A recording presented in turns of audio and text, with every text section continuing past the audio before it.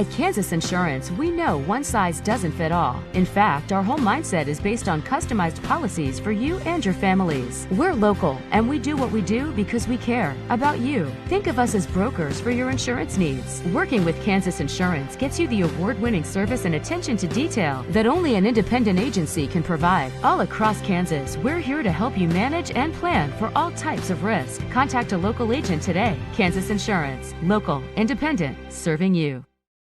A great collision on the field? Awesome. An awesome collision on the road? Not so great. If that bad play does come your way, take your car to S&S Auto and Body Shop in Tonganoxie. S&S has been the area's premier auto collision repair center since 1972, working on all makes and models, glass replacement, bumper repair, fiberglass and plastic, color matching, and so much more. And they work with all insurance companies. Get your ride back in the game and learn more at snsautoandbody.com or call 913-369-3193.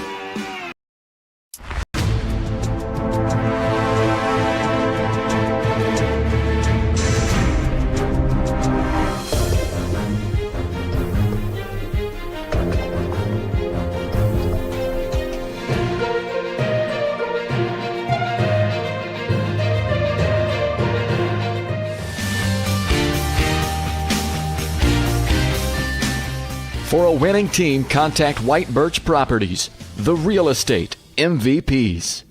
Shop local and save at Brothers Market in Tonganoxie, where we treat you like family.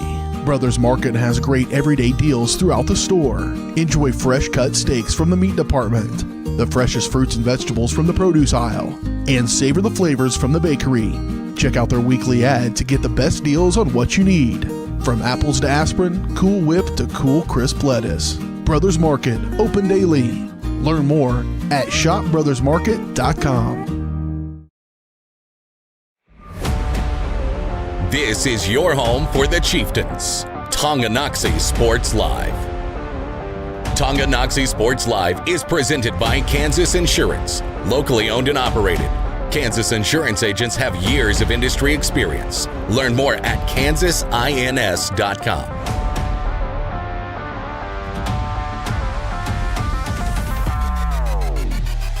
Goal to go now. Again, left side. Chieftains have it working. Tanner Hand trying to stay on his feet. Back pedals in. Touchdown, Tonganoxie. This time, Talon's going to go play action. He's going to look for Todd Brown, trying to get behind a defender, and he does! Touchdown! Let's see what they want to do. Maslak, design keeper. Maslak cuts it into the end zone. Wow. Get in there, freshman, on senior night. Trying to go direct snap to Sylvie. Looking to pass. Puts it in the end zone. Intercepted. Elijah Holtel seals it for the Chieftains. This is Chieftain Football on Tonganoxie Sports Live. And with that, we say a good chilly evening here on Halloween night live at Beatty Field at Tonganoxie High School as the quest for our third straight sub-state appearance begins tonight. Week 9 has arrived on Tonganoxie Sports Live, and for the second year in a row, the 5th seed Tonganoxie Chieftains take on the 12th seed Fort Scott Tigers. As always, it's presented by Kansas Insurance. They believe in taking time to issue personal care and attention to each individual client to see how Kansas Insurance can help you protect what matters most. Call 913-369-6600. Dylan Funk alongside Dennis Drennan here. Denny, happy Halloween, buddy. What did you dress up as tonight? An old man. There you go. I'm a sports broadcaster, so there we go. That seems very, very fitting for us as we cruise along into our S&S Body pregame show. Get your ride back in the game. Learn more at snsautoandbody.com or call 913-369-3193. Well, let's talk about this Chieftain squad, Denny. 5th seed. Again, back-to-back years in as the 5th seed, although this year it feels a little bit weird because you finished the regular season losers of 3 straight games, but within that, you lose to number 1 seed in 4A East in Eudora and number 3 seed in Ottawa, and really it's very easy to say in both of those games, the Chieftains, they have both those teams on the ropes and potentially were very winnable games. Yeah, well, in fact, I think you could even say that the Chieftains felt like they let them get away because, they were in it clear through the fourth quarter and just got away from them at the end. I mean, you're looking at the 4 total losses, 4-4 on the year. 2 of those to being number 1 seed in 5A East and Baser Linwood, Spring Hill, who's the top 3 seed in 5A, and then, like I mentioned, the Cardinals and the Cyclones. And both of those last 2 matchups in back-to-back weeks. That is not an easy way to finish the season, but they are still here. They claim the 5 seed. Now they take on this 12-seeded Tigers squad who this season, it's a lot of new players. It's a new system. It's a new head coach for the Tigers as they suffered their 4th losing season in the last 6. And like we mentioned, they lost a loaded senior class from a year ago. They still have 14 here, but a lot of these guys have been backups to the guys that they lost last year. We'll talk about them as the night go along. But this should be a pretty competitive game here tonight for a 5-12 seed matchup. I think you and I kind of both agree on that. And for the Chieftains, really, you're just trying to get back in that win column because here on out, win in advance, lose, you go home. Yeah, that's, it's sudden death football. That's exactly what we like to see here on the final night in October. Chieftains look to get back in the win column and pick up a first-round playoff win for the 3rd year in a row. We got more coming up in the SNS Body pregame show.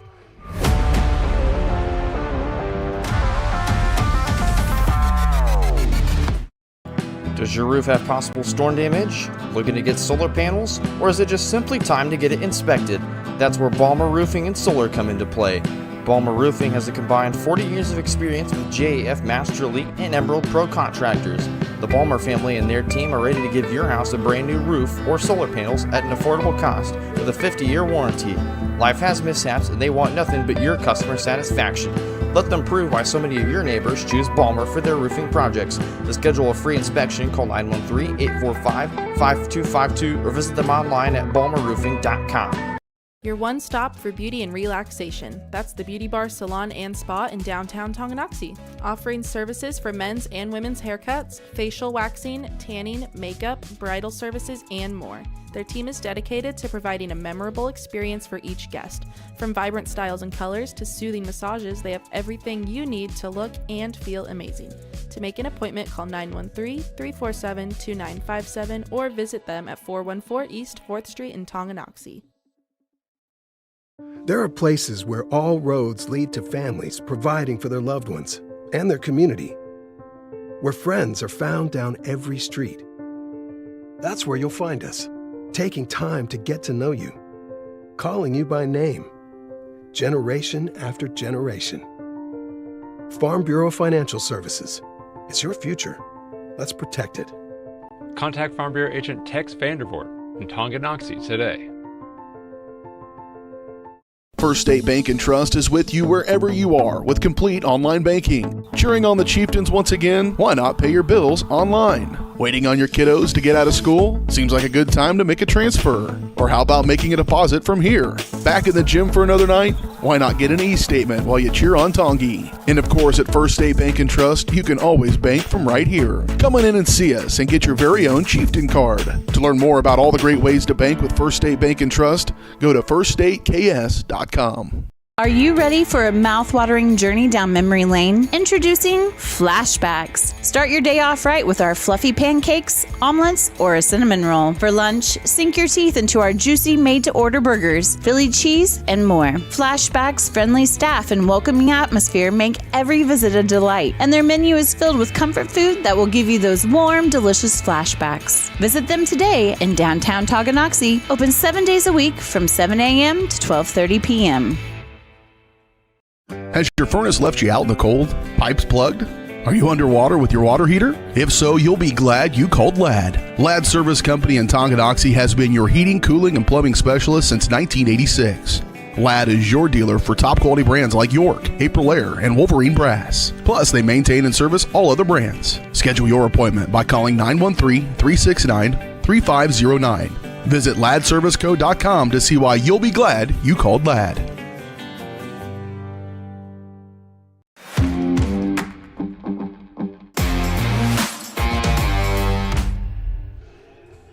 along here, S&S Body pregame show. Just under 22 minutes to go until opening kickoff in this one, a playoff rematch from last year between the Fort Scott Tigers and your Tonganoxie Chieftains. Tongi coming in 4-4, 5 seed overall in the playoffs in 4A East. And let's take a look back at the regular season finale last week at Ottawa. This is presented by the Tonganoxie Public Library. Why pay for downloadable audiobooks when you can stream them for free with a Tongi Library card? Download the Libby app or visit the library's website to learn more. We go to the first quarter here. Opening drive looking very promising for the Chieftains, but not getting a hold of the carry there. Silas McCloy puts it on the turf.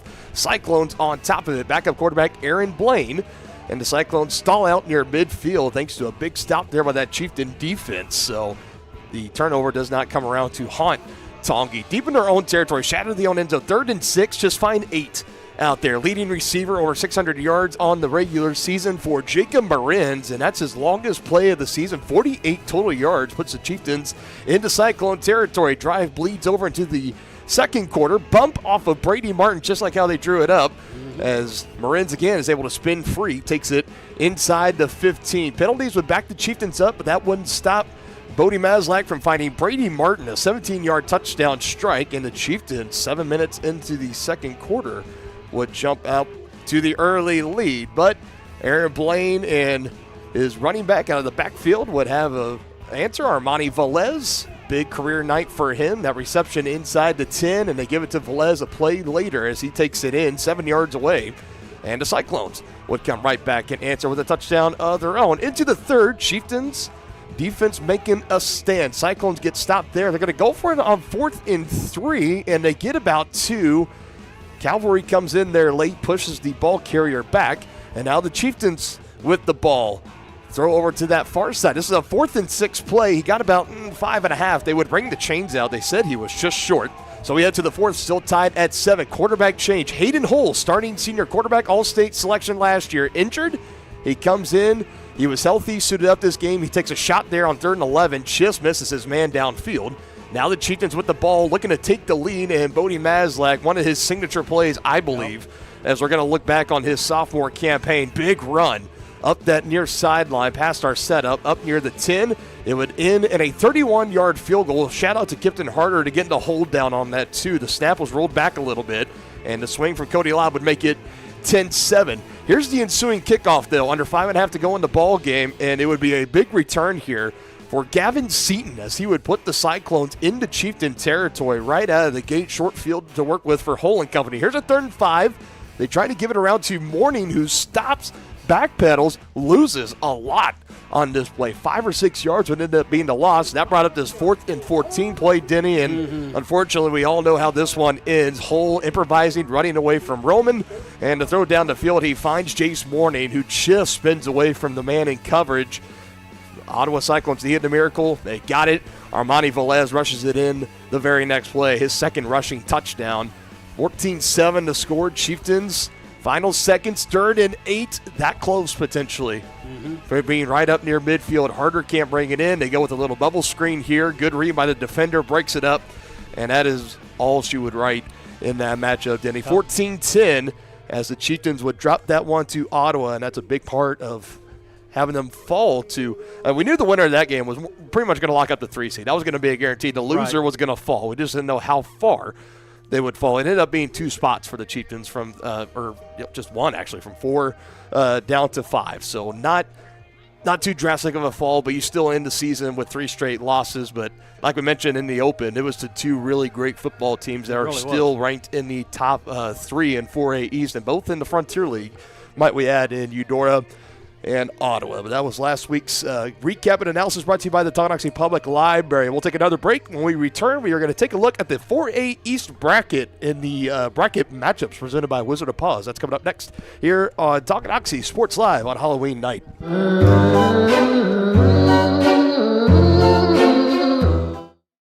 More toppings, more taste, more value. Gambino's Pizza. You're gonna love it. Taste mouth-watering flavors in our new chicken bacon ranch pizza. Bring a crowd to feast on our 11 toppings mobster pizza. Pizzas with quality meats and a 100% real cheese, like our triple tasty seasoned sausage cravers pizza. Try favorites like pastas, calzones, sandwiches, appetizers, salads, and desserts. More toppings, more taste, more value. Gambino's Pizza. You're gonna love it.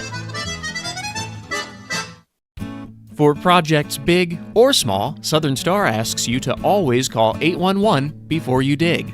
It's free, easy, and keeps our community safe. After calling 811, a professional will use paint or flags to mark buried utility lines within a few days.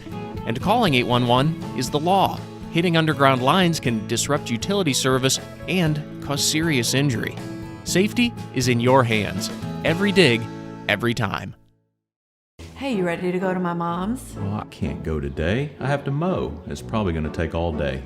Well, that's too bad. Don't work too hard.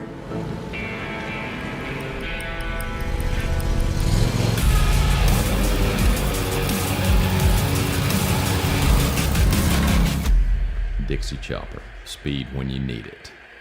See the full lineup at hersinc.net. Call 913-247-3530 or just stop on by. At Fort Scott Community College, we understand that a scary part of figuring out your future isn't only answering the question, what should I do, but where do I belong? Maybe you belong here, studying animal science or learning about farm and ranch management. Maybe you belong here as part of Helms Hoops on the hardwood. I don't know where you've been or where you're headed, but I know we're saving a spot for you because you belong at Fort Scott Community College. The same look and location of a classic drugstore with the services and supplies of a modern pharmacy. That's what you'll find at the Downtown Drug Store in Tonganoxie. Of course, Downtown Drug is the local choice for your prescriptions and health needs, but did you know they have the best selection of Tonganoxie Pride and Chieftain game day gear in town? And a whole lot more. Cards, gifts, home decor, and even the best way to satisfy that sweet tooth. The Downtown Drug Store. Call 913-369-3800 or visit them online at thedowntowndrugstore.com.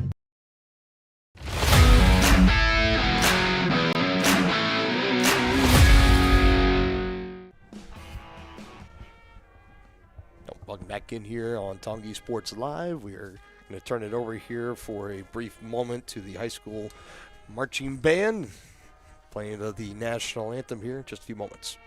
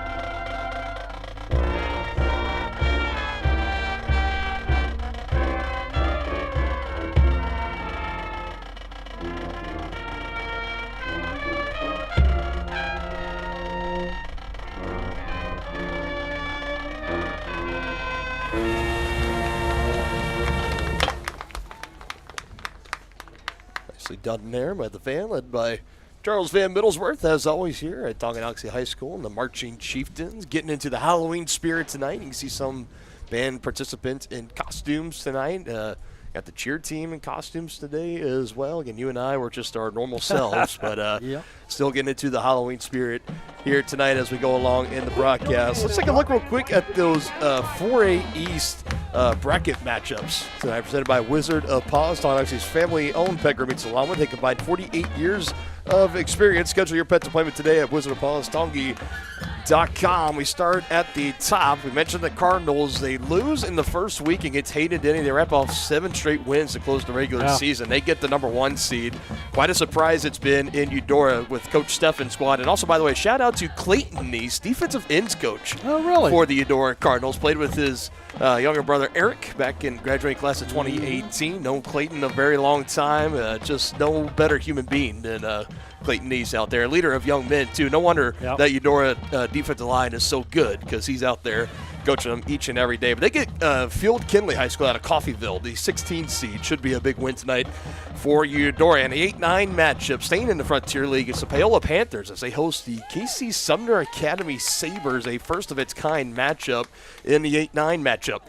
Paying attention to this game here tonight, because this is going to be the winner of this game tonight playing the winner of this game, the 4-seeded Atchison Phoenix against the 13-seed Bishop Miege Stags. So we'll be keeping plenty of scoring updates on that game as we go along tonight. Obviously, the Chieftains 5-seed for the second year in a row. They take on the Fort Scott Tigers. They met in the regional round, second round of the playoffs last year. Fort Scott was the then 4th seed. This year, they are the 12th.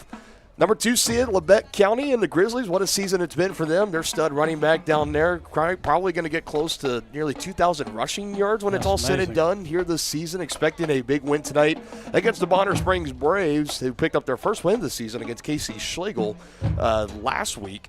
But they get the 15th seed, and they go down to Labette.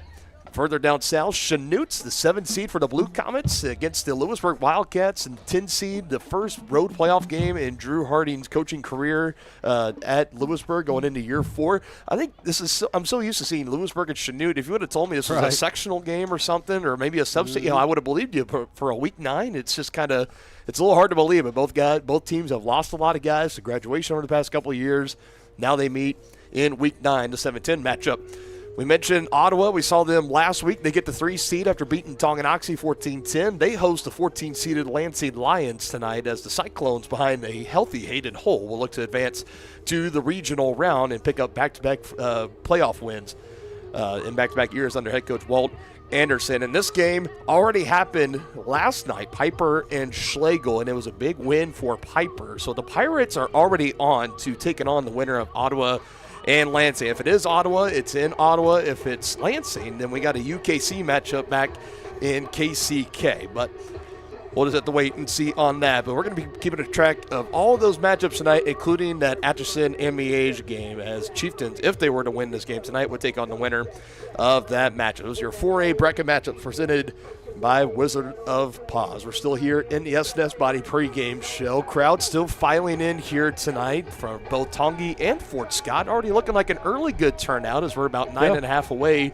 to opening kickoff in this one, Denny, as we take a look at our player spotlights tonight presented by Brothers Market, where they treat you like family. And I stick it over on the Fort Scott side, 2 of them, to look for tonight. And first one's going to be the fullback and the linebacker, Ryder Newton. And for you Chieftain fans, if you watched the playoff game last year, I'm pretty sure you remember the name Ryder Newton, because on offense, defense, special teams, he was making plays all over the field. The Chieftains had a hard time trying to slow him down, especially as a ball carrier and a receiving threat.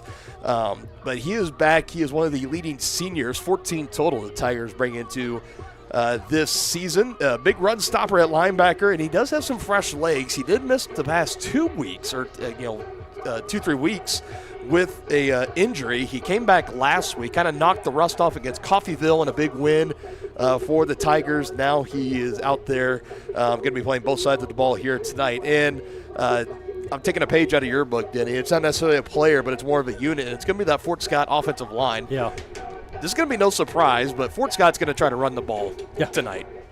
I kind of view them as a team that's very similar to a Eudora S. They don't necessarily run the flex bone or the wishbone, whatever you want to call it, but they do run a lot of 2 tight end sets.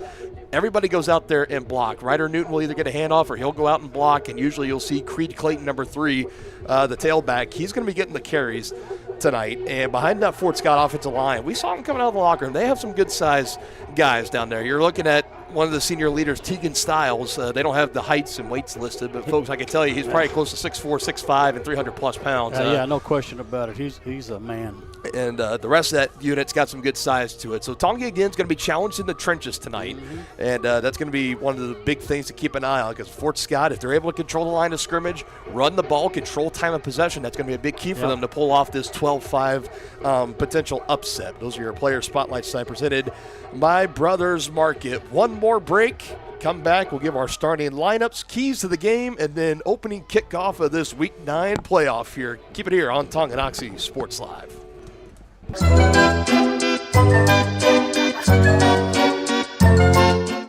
The Tonganoxie Recreation Commission is committed to creating community through parks, people, and programs. And now, with their all-new activity center, the Tonganoxie Rec Commission can do even more. Tongi Rec understands the benefits reaped through recreation are endless. Tongi Rec has a long list of classes, activities, and programs for the young and young at heart. For program pricing and schedules, call 913-845-3502. Visit them at the all-new activity center at the Tonganoxie High West campus, or go to tongirec.org. Tonganoxie is the ideal location to start a business. That's why the Tonganoxie Business Association has strived towards a common goal of adding value to businesses and the community since 2015. They assist in providing improved services for customers and visitors, encouraging and enhancing businesses, and preserving historical and cultural assets. Follow them on Instagram for the latest and upcoming event information, and become a member today by visiting their website, tonganoxiebusinessassociation.com. Proud supporters of Chieftain Athletics. Family owned and operated Wizard of Paws is a fifth-generation business located in the heart of downtown Tonganoxie. The professionally trained staff takes pride in making every dog and cat look its best, whether it be to breed-specific trim or an adorable cute pet trim. Plus, their facility offers amenities and space that are doggone amazing. Call Wizard of Paws to make your appointment at 913-416-0255 or visit them at 406 East 4th Street in Tonganoxie. Learn more at wizardofpawstongi.com. Midwest Chiropractic Center is a friendly and caring clinic providing comprehensive care for your chiropractic, rehabilitative, and fitness needs. Upon entering one of our offices, you are treated like family. The staff cares about your health, and their approach to care proves it. With 3 locations in Tonganoxie, Lansing, and Bonner Springs, plus some Saturday hours, Midwest Chiropractic Center is dedicated to offering affordable, gentle chiropractic care. Midwest Chiropractic Center, getting you back to active. Families and business owners have trusted Mutual Savings Association for over 100 years. They offer checking accounts, online banking, personal and business loans, investment planning, insurance and retirement plans, and so much more. Their team specializes in creating a financial plan that is tailor-made to your needs to help you achieve your financial goals. Visit one of their 6 nearby locations, including downtown Tonganoxie, or visit their website, msa.bank.com, to learn more. Member FDIC. Your home for live, local sports. Varsity Sports Live delivers professional level coverage with high-quality video and broadcasters that know your schools and community. Touchdown, Tonganoxie! With the support of local businesses, you never pay to watch varsity sports. Live, local, free high school sports coverage. That's Varsity Sports Live. Grass gets it away. Moore's down the middle. And he makes the catch in the end zone. Touchdown, Trojans! Keep up with the action at varsitysportslive.com. Live, local, free high school sports.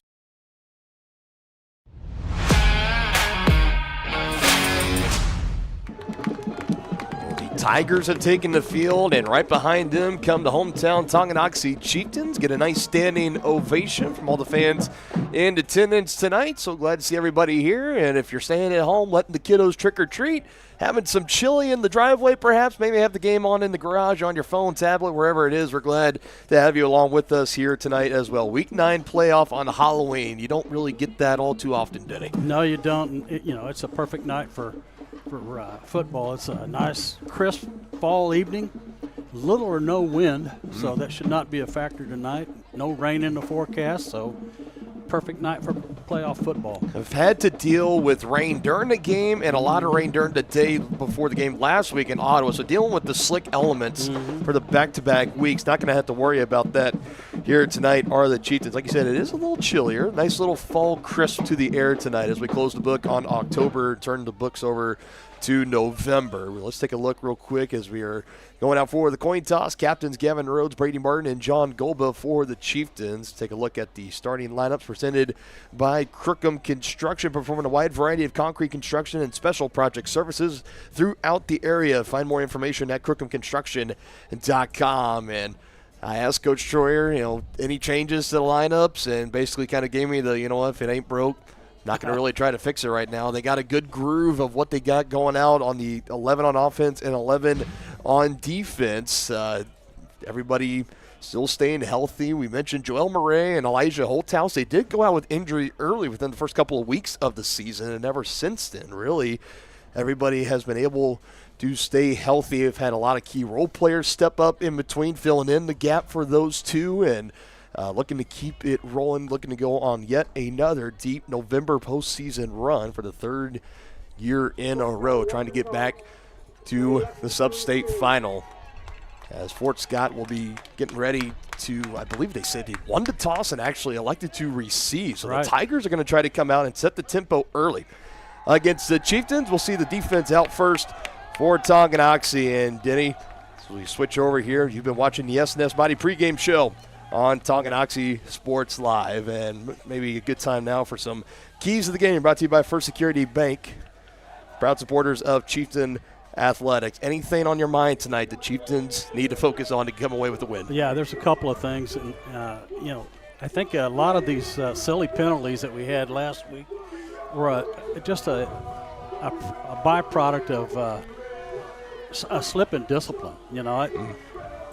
They've got to cut down on the penalties and obviously the turnovers.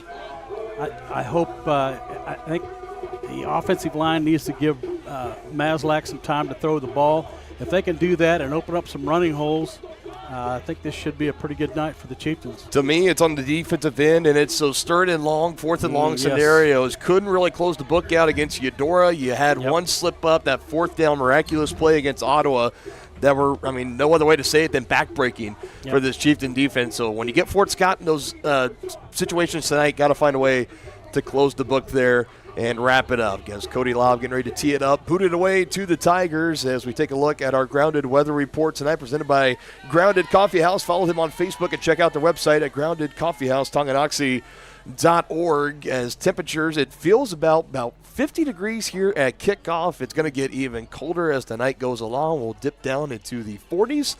No chance of rain, and like you mentioned, Denny, wind is very calm, maybe just about a gust up to 7 miles per hour. Third straight season with a Week 9 home playoff game as we are underway here at Beatty Field, and a fair catch is called for going down to the turf.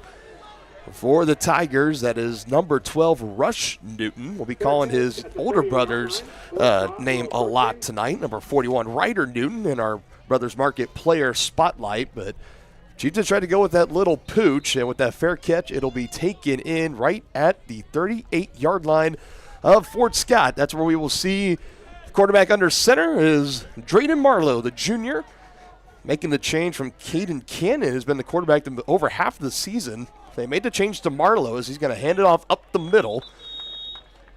And the Tigers will get a quick few yards there on the handoff right up the middle, as I believe they went right. I thought they went right off tackle on the right side. 3 yards on the play. It's the thing about Fort Scott. It's a little thing. It could be kind of frustrating or a little troublesome for a broadcaster because they have so many different running backs and fullbacks and everybody they're going to hand it off to. So my stat sheet by the end of tonight is going to be full, and it's going to be pretty messy if I had to take a guess. That one good for a gain of 3. So 2nd and 7. You say they were about 85-15 run to pass, right, Parker? Right around that mark, yep. As Marlowe, he's going to look to pass in, fires over the middle, and it's dropped incomplete. Trying to find his intended receiver. That's the freshman, Cryon Kegler.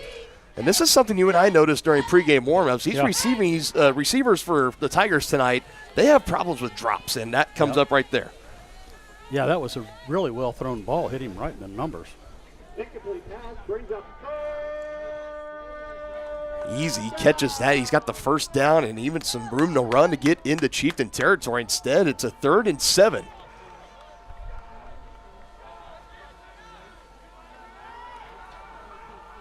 And Tigers only run it, or pass it, I should say, about 15% of their plays. They go back to back, and it's nearly intercepted. And that would have been a pick 6 for Jack Reichman if he could have held on to it. It's a stop nonetheless. On comes the punting unit, but nearly a pick 6 right out of the gate here. Nothing but green ahead of him. It was bobbled. It was still almost caught by the intended receiver on the far side. But the Chieftains only give up 3 yards, that 3-yard rush to Clayton on the first play. Back-to-back incompletions through the air. 3 and out go the Tigers. Brady Martin back to return this punt. As this one will bounce at the 50 and will cue around.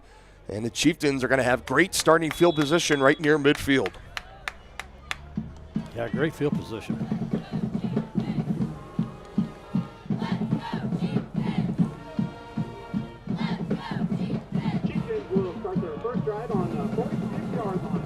So we will see this Chieftain offense out on the field. Bodie Maslak, what a good sophomore campaign he has been able to put together. His first year starting at the varsity levels. You see the number right there on your screen, completing 60% of his passes.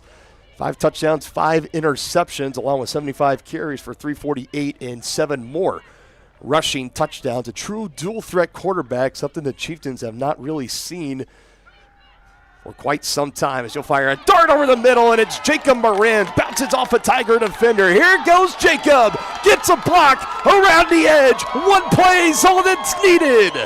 Wow. Touchdown, Tonganoxie. What a run after catch, man. Whew, that was amazing. Perfect pass over the middle. Bounces off contact. Kipton Harder throws a good block in there as well. And when it's all said and done, Jacob Marins hits pay dirt. Wow, that didn't take long. No, not at all.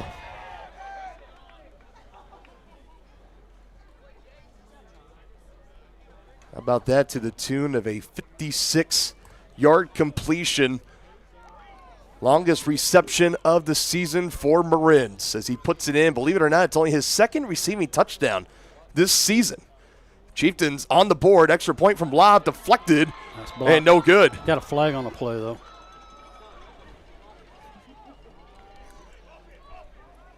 Is a flag over as the referee ghosts come out on our Halloween scorebug here.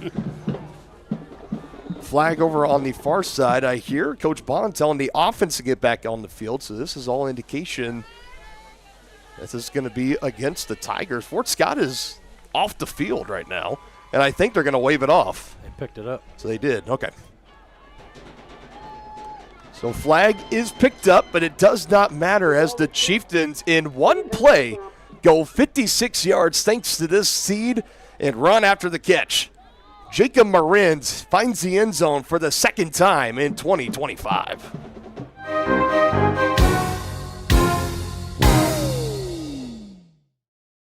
When it comes to rehabilitation, despite what you're told, you can choose where you want to go. Physical Therapy Solutions in Tonganoxie is independently owned, allowing them to work with all doctors and insurance companies to ensure a smooth transition. They offer cutting-edge technological therapy treatments like focused shock waves and deep tissue laser therapy for more precise care to acute and chronic injuries. Contact Physical Therapy Solutions today and let them help you. Visit ptsolutions.ks.com for more information.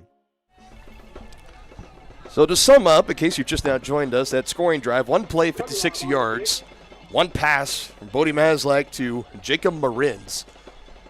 Jacob finds his 2nd touchdown of the season, and not even 2 minutes, barely a minute into this opening quarter. Chieftains up 6-0. Extra point was blocked as Lob will boot it away again.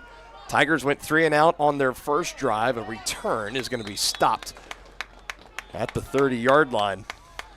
And this is where we will see Fort Scott back out on the field. So we were talking a lot about out of 100 plays, Fort Scott's going to run it between 85-90% of the time. And what do they do on the first drive, Denny? They come out and they throw it back-to-back times, and both of them for incompletions. And I'll tell you what, for Marin's got that touchdown, and you got to imagine Jack Reisman was watching on the sideline and thinking, that could have been my touchdown. I almost had a pick six. Just missed it. Yep. Nearly made an all-star play on defense right out of the gate, but have a chance to make up for it here, as Marlowe will come under center once again for the Tigers. Look at the Chieftains stacking the box.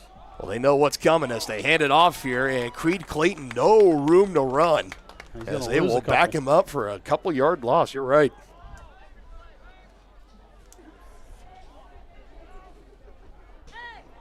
So this is kind of the thing when you're going to be a team that wants to come out and run the ball as much as Fort Scott does. You got to have a lot of pride in that offensive line and those tight ends and everybody, because that's where you can line up and say, we're going to run the ball. This is where it's going. Try to stop us. But a team like the Chieftains can stack the box. We've seen teams do that against Tongi sometimes this year. All 11 are within 11 yards of the line of scrimmage. Marlowe to pass again, his third attempt here in the opening quarter, and he's tracked from behind as Roman Holthouse will drop him for another loss on the sack. Good hustle by Roman. He never gave up on it. Working off the block over on the far side. That's where Marlowe came, and Holthouse able to trip him up from behind. It's a 3-yard loss. About 3rd and 15.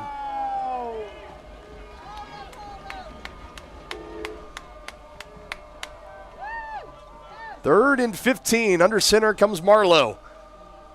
Speed option. Nowhere to go. Paxton Summers, the first in to make contact for the Chieftains. 2 drives, 2 3-and-outs for the Tigers to start this ball game.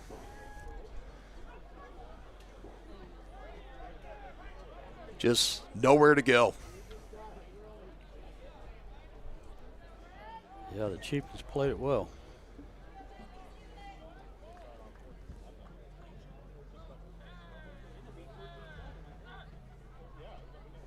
Calling for the punt back. Reichman almost got a fingertip on that one as Caleb Hall for the Tigers able to boot it away. It takes a roll, and Brady Martin will take it.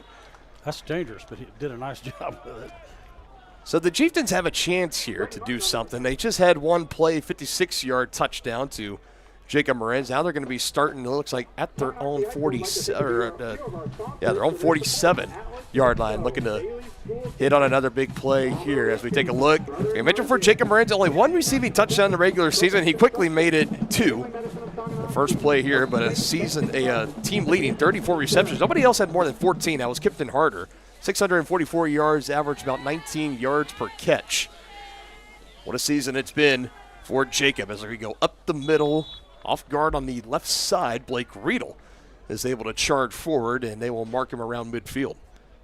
You talk about another guy that's had a good 2025 season, really Blake Riedel. He showed promise last season, getting those backup carries for Tanner Hand. We knew it was his time as the bell cow here in 2025, and he's made the most of it. There have been times where he struggled maybe a little bit or the offense wasn't able to quite get going, but he's got all the tools in the toolbox to be a good Tonganoxie running back. As Bodie trying to get out of some trouble, and he will somehow. Was going to be dropped for looked like it was going to be a sack and a loss, but still able to pick up at least 1 or 2. Yeah, good improv there for Bodie. Yeah, he turned a loss into a gain there.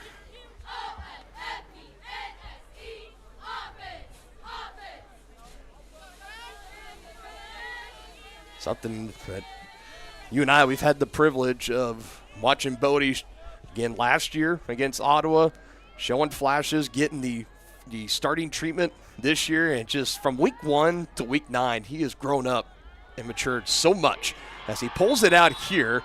And right on cue, the Fort Scott defense is going to drive him backwards for a loss. And now for Tongi, that was 3rd and 4. They're going to bring on their punting unit. Yeah, there's just nowhere for him to go there.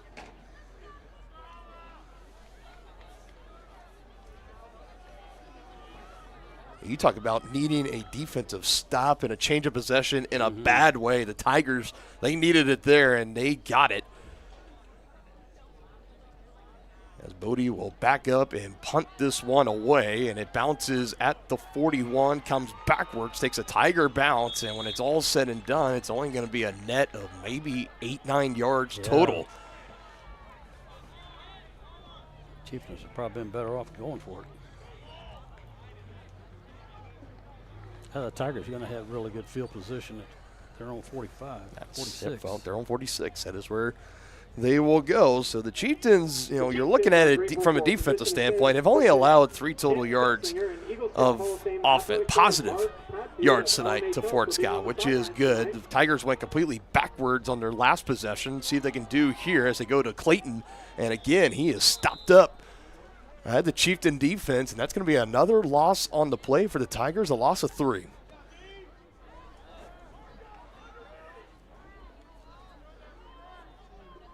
Loss of 3 on the play. So Clayton started the game with a carry of 3 yards, and since then he's gone -2 and -5. Oh, he's back into the negative. Yeah. That's like the equivalent of Charlie Brown getting a rock on Halloween. It's like, what gives, man? Like to see that if you're the Chieftains as they go to the fullback up the middle. As he fights forwards, able to at least get back to the line of scrimmage +1. That handoff to Trey Mullen. They got him listed as a sophomore wide receiver defensive back, but he kind of had him back in the fullback position. The only thing I can think is less of Ryder Newton, who's traditionally 41, swapped jerseys and is now wearing number 40 tonight. That's the only thing that I can really think of, but I don't believe that's the case.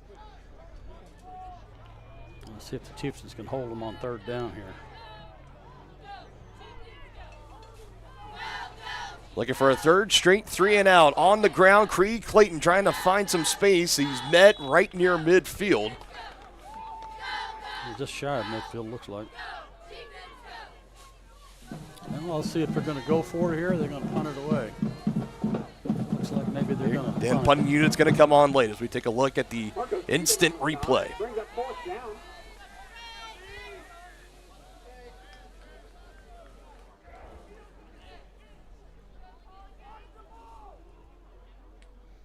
Don't jump off sides. Tigers now 0 for 3 on 3rd down. Delayed snap. Nobody jumps. It's booted away. This one a nice punt. It's going to die out right at the 25. And Martin expecting it to roll back to him. Instead, it dies out. And this is going to be the worst starting field position for anybody so far in this game at the Tonganoxie 25. Concessions and restroom facilities are located at the south end of the stadium for your convenience. So right now it is that 56-yard touchdown play on the opening drive, the first play of the game for the Chieftains. Bodie Maslak to Jacob Marins. That is the only difference. The extra point for Cody Lobb deflected at the line of scrimmage. No good. It's 6-0. Bodie taking a look, now looks to the sideline, gets a new play call from Preston Schroyer. 3 seconds on the play clock, it's snapped back as Bodie with time will throw, and again it's Kipton harder over the middle. 1st down and more as Kipton will get it close to midfield, past the 45 to the 47. Nice throw, nice catch. Offensive line gave Bodie all kinds of time there. With a big reception, good for a Chieftain 1st down. We had mentioned in that back-to-back home game stretch between Basler Linwood and Eudora, the absence of the passing game kind of turned this Chieftain offense into a little two-dimensional, very predictable. We saw it last week. They got back to being a little more balanced offense, and I thought that was good to really see, especially before coming in to the postseason. Now they're making their bread and butter through the air so far tonight. Bodie starting to get some confidence back. 1st and 10 from the 47. Little comeback as Landon Ruff will bring in the catch, and that's good for about half of it. Yeah, that's another nice game. 1st down. About 6.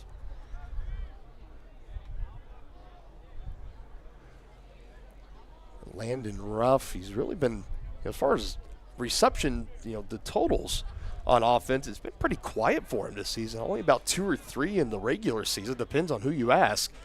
He gets one here in the postseason. That one good for 6, 2nd and 4 as they go on the ground. And Bodie Maslak with a window. able to fit through it. That's a good read by Bodie. Going to be enough for a Chieftains.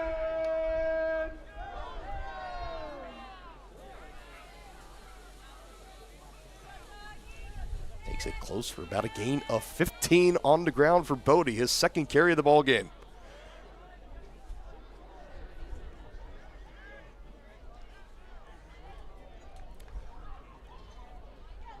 This time, Riedel trying to make something happen, and he will just be held to about 1 yard.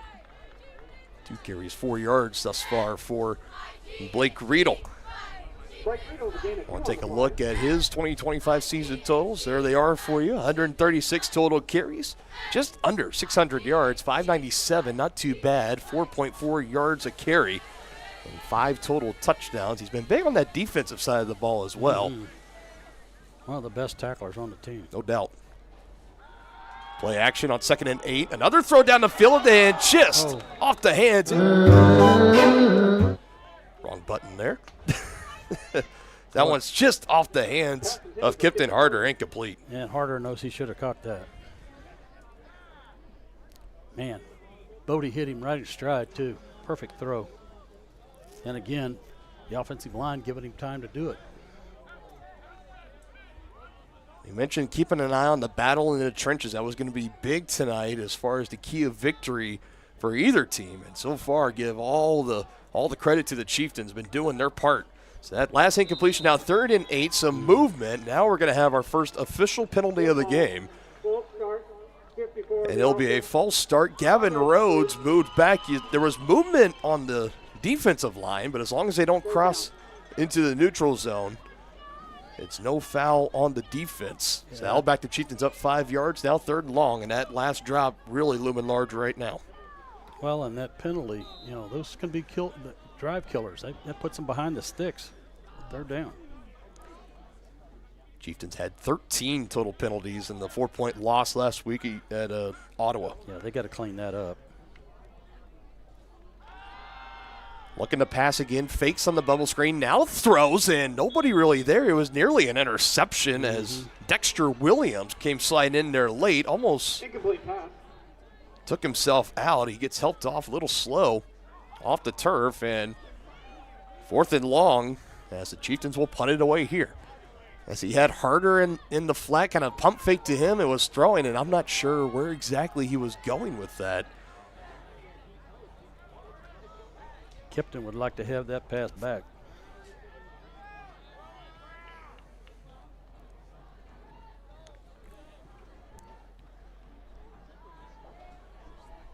He's probably going to catch that 9 out of 10 times. No doubt. A line drive punt. Fair catch going to be called for. Did it hit him? If so, this is a live ball. Chieftains are there. They corral it. Yeah, I don't think he touched it. And the Tigers will be pinned inside their own 5. I'm getting shades of Julian Edelman from the 2018 AFC title game. I still swear he touched that ball. Dexter Williams was the return man. I mean, there was a plethora of Chieftains there, 4, 5, 6 guys that had the chance. If it was to touch him, they could pick it up and put it into the end zone. But that fair catch was called for, and they are inside the 1 here.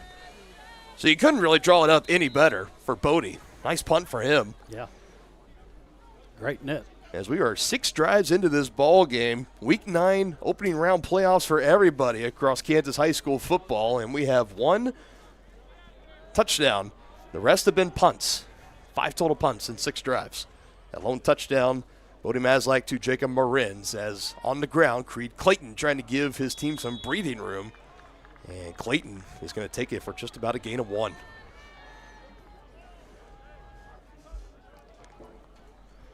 Gain of 2 on the play. About a minute and a half left in this quarter number 1.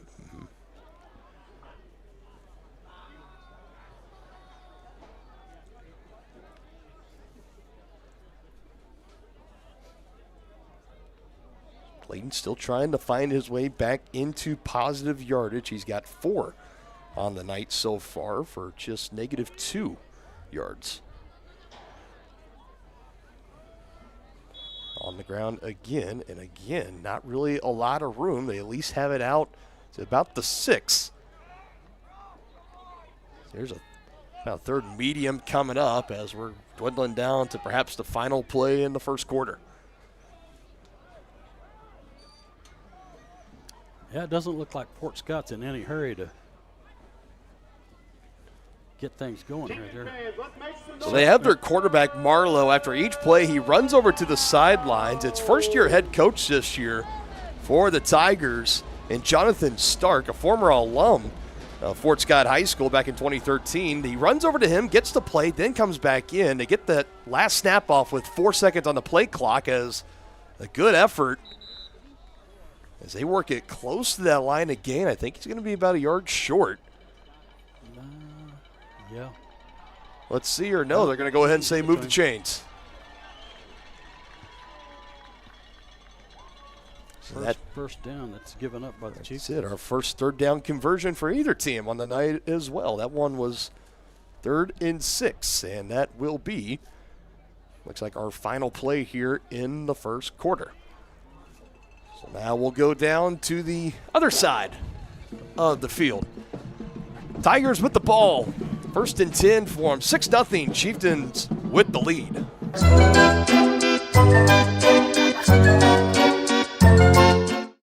Hi, do you offer insurance bundling? Enter authentication code to start transaction. Where would I get the code? Please enter code. Okay. Sometimes humans are just more helpful. Wrong. Let's talk about bundling and see if there are other ways for you to save with a super check. That sounds great. Here, take a look. Farm Bureau Financial Services. It's your future. Let's protect it. Contact Farm Bureau agent Tex Vandervoort in Tonganoxie today. At Fort Scott Community College, we understand that a scary part of figuring out your future isn't only answering the question, what should I do, but where do I belong? Maybe you belong here as part of Fort Scott Community College's John Deere Tech program. Maybe you belong here as part of the perennial playoff-bound Greyhound baseball team. I don't know where you've been or where you're headed, but I know we're saving a spot for you because you belong at Fort Scott Community College.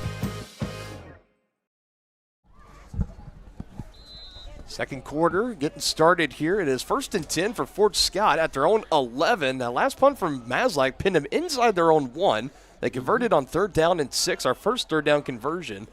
6-0 the score as we open up here in the second as they go up the middle again. Clayton tripped up. Brady Martin putting final touches on that one as that will go down, I think, just for no gain. No gain on the play. 4 straight rushes so far on this drive for Fort Scott. Mentioned a lot of players lost from that team last year. That was the 4th seed, a second-round exit for them, courtesy of these Tonganoxie Chieftains, 34-28. It was a thriller out in Prairie Field back in 2024. Another game that was in the rain. Luckily, you and I were in the press box, so we were nice and dry and warm. Marlowe under center again on the 2nd and 10 play out to the far side. He pitches it, and Chieftains all over. Yeah, they rallied to the ball really well there. Chieftain defense looking good so far.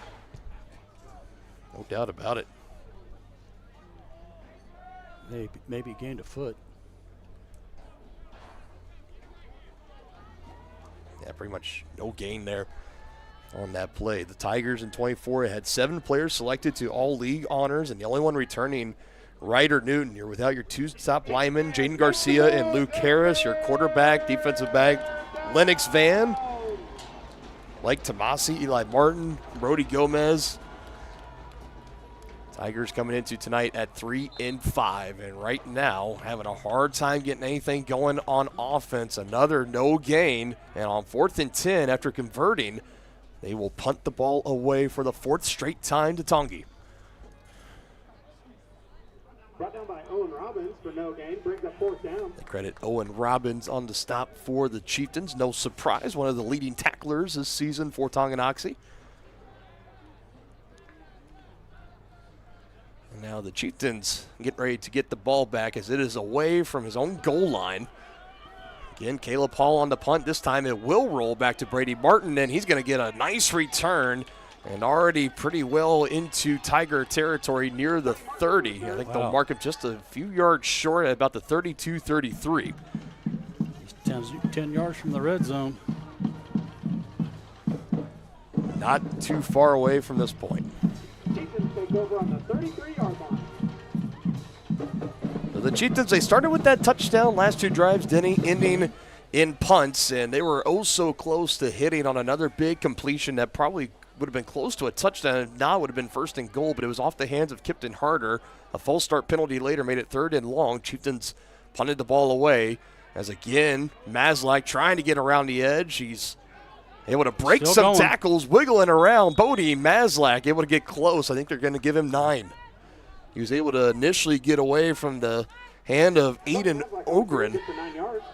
As he got around that edge, Ogren reaches, can't bring him down, able to break another couple of tackles there. Elusive as ever, Bodie Maslak.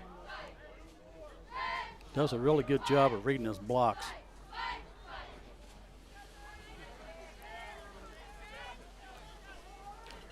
Two receivers going to come to the near side. Ruff and Marin's out wide on the far side is Harder. Silas McCloy in the backfield blocking for Maslak. He throws over the middle and he finds Brady Martin. They connected for a 17-yard touchdown last week in Ottawa. And Brady Martin gets his first playoff reception of 2025. Goal to go now for the Chieftains. Thrown just a little bit behind him, but he sure made a nice adjustment to the ball. Still good to the tune of 19 yards in the fourth Chieftain with a reception so far, as we still have 8:40 and change in the second quarter to play. Chieftains spreading the ball around. First and goal from the 5 again. Bodie around the edge, tumbling forward as he's going to come up just short. Yeah, he lowered his head and tried to stretch it in, but going to come up just about a half a yard short. Good recovery there for Fort Scott to get around the edge, and it looked like all the daylight was there and closing in late. Looked like the defensive back, Gavin Miles, one of the 14 seniors for Fort Scott, able to take him down just for a gain of 3. This time they'll go to Riedel up the middle. No signal yet. Now we do. Touchdown, Tonganoxie. Touchdown, Chieftains! 4 plays, all that's needed for the Chieftains to find the end zone for the second time this Halloween night.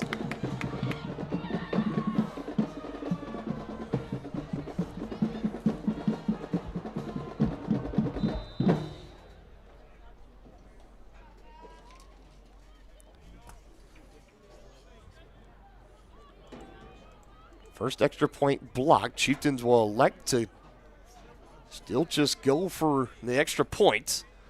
And it's blocked again. Breaking through for the Tigers. That's number 21, Shea Kennedy. Special teams are going to have to get it together here tonight. Would not be surprised maybe if you see the Chieftains going for 2 the remainder of this ball game, at least for the foreseeable future. We'll just have to wait and see. But for Blake Riedel, he picks up another rushing touchdown, this one from 3 yards out, and on the year it is number 6 for him. Doubles up this Chieftain lead.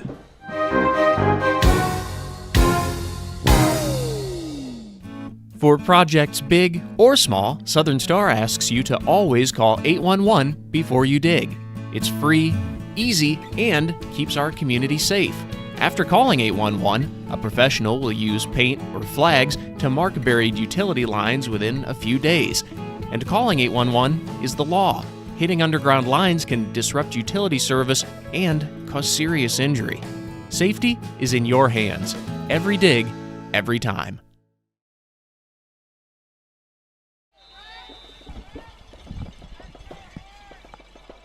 So 12-0, 2 touchdowns, one for Jacob Marins, one for Blake Riedel.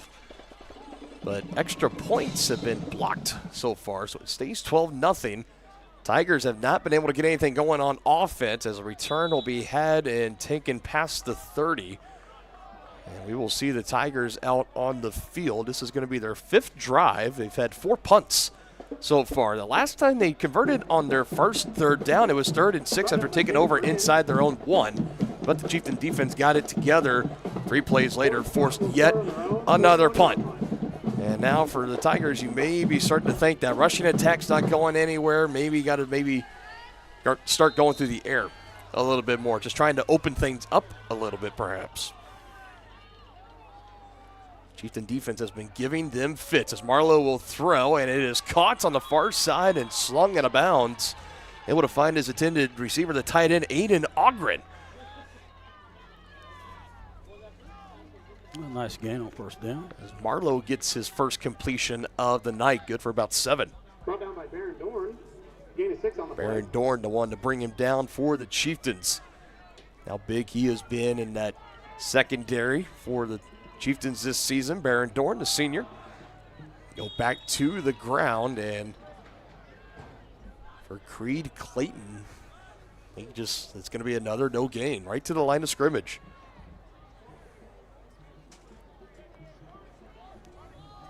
Brought down by Blake Riedel and Marco Steven on the play. Brings up 3rd down.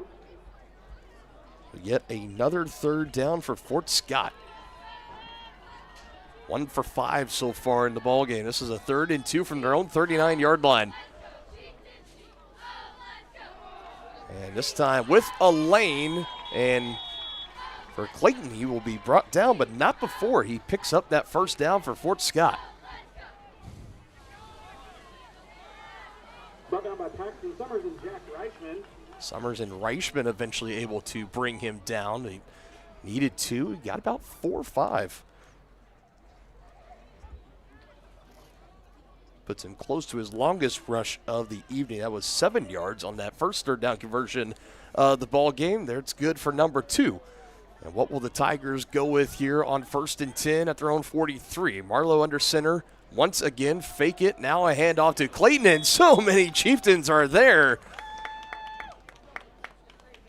Chieftains not fooled on that at all. Not in the slightest. It's going to put him way behind the sticks. As a Tiger is slow to get up off the field, eventually helped up by Creed Clayton, one of their linemen. He had Gavin Rhodes, multiple Chieftains just getting back there and blowing that play up. A big loss. Total of 6 yards. Oh, wow. Well, they're probably going to have to come out throwing here.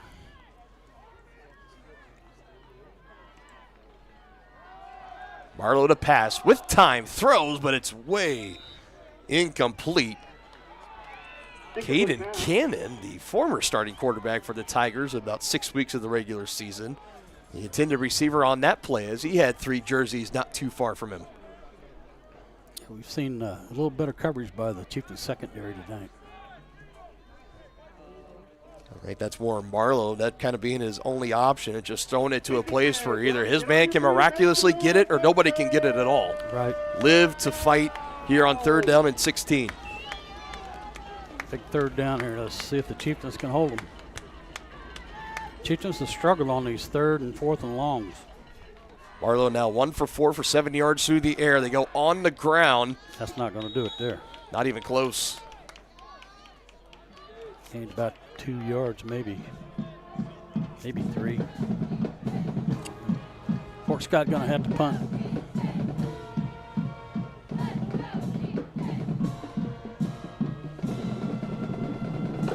So you could not have asked for a better defensive start to the game for the Chieftains, holding the Tigers to 5 punts on their 5 drives thus far. That's pretty amazing.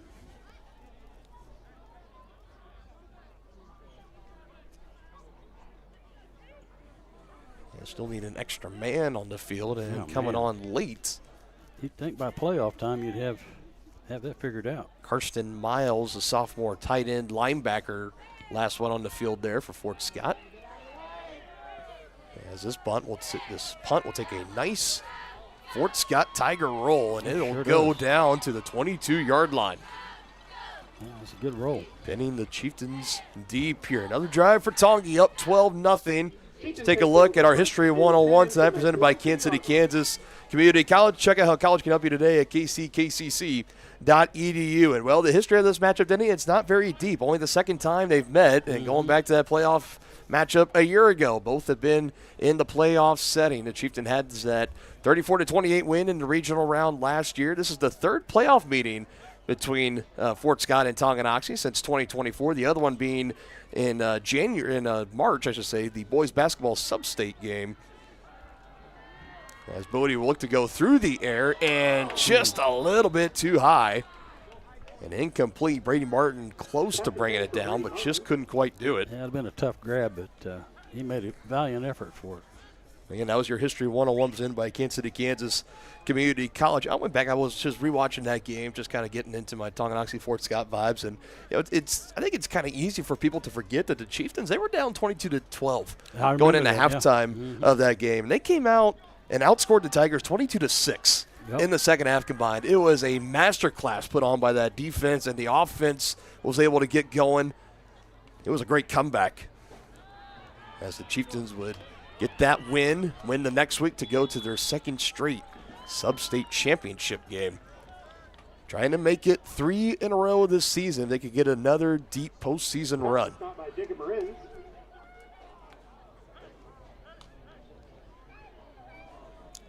Brings up 3rd and manageable for the Chieftains. Last one good for about 7 to Marin's, his second catch of the night. Quickly calling for it, and a handoff to Riedel as he is slowed down and brought down. It's going to be short. Again on the tackle, it is Aiden Ogren. Let's see how aggressive the Chieftains are going to be here. No, he did get a first down. Did he get it? Okay. Yeah. That's going to be enough for Chieftains. Yep, right to the line to gain. Good look on our replay system there. I hope you folks at home are enjoying this replay because we sure are. It's been so great. Helping to elevate our broadcast up to the next level.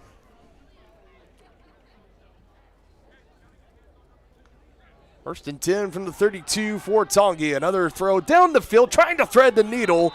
Looking for Brady Martin in danger all the way around as he's lucky that one hits the turf. Yep. That's broken up. Believe broken up on the play by Ryder Newton. I think those last 2 passes have been a little bit behind the receiver. See if Bodie can get that ironed out.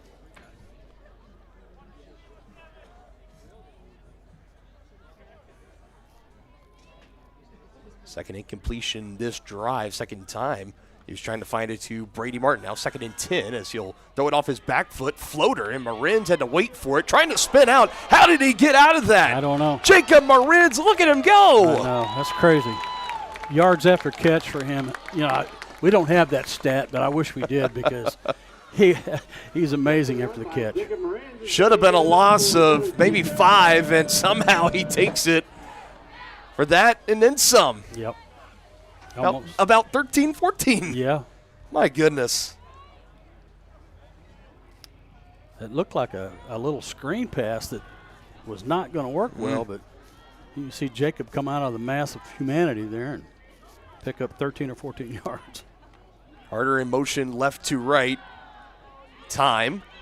Dashing to his right, now drifting back, and Bodie just has to throw it away. Yeah.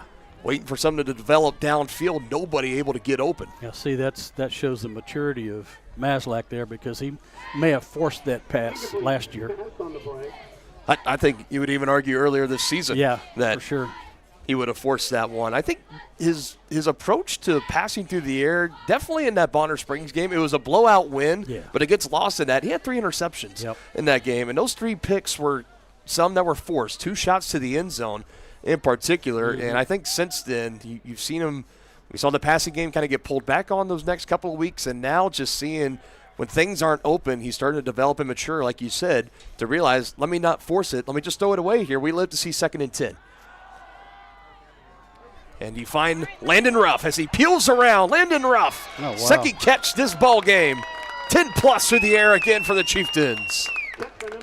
Nice run after catch for Landon Ruff.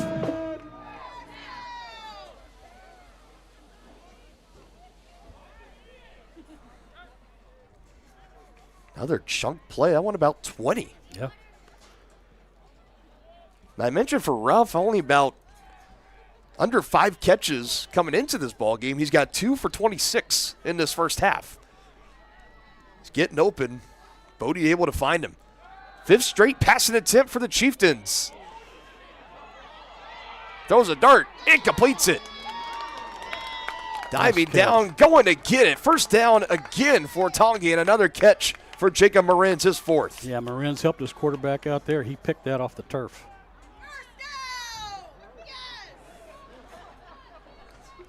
He was laying down when he got that. Yeah. Looks like. That's just unbelievable concentration by Jacob. One good for 12 from the 34 now to the 22. Chieftains will slow things down here, get the play call, and they come up to the line. 10 seconds on the play clock. Yeah, there's only a minute and a half in this quarter. No doubt. And a half. This game has been going by like a breeze. Yep. I guess that's what happens when you have 7 punts. Another throw over the middle this time. Broken up. Trying to find it to Brady Martin, who looks over to the official maybe to say that defender got there early. It goes as a pass breakup, now 2nd and 10.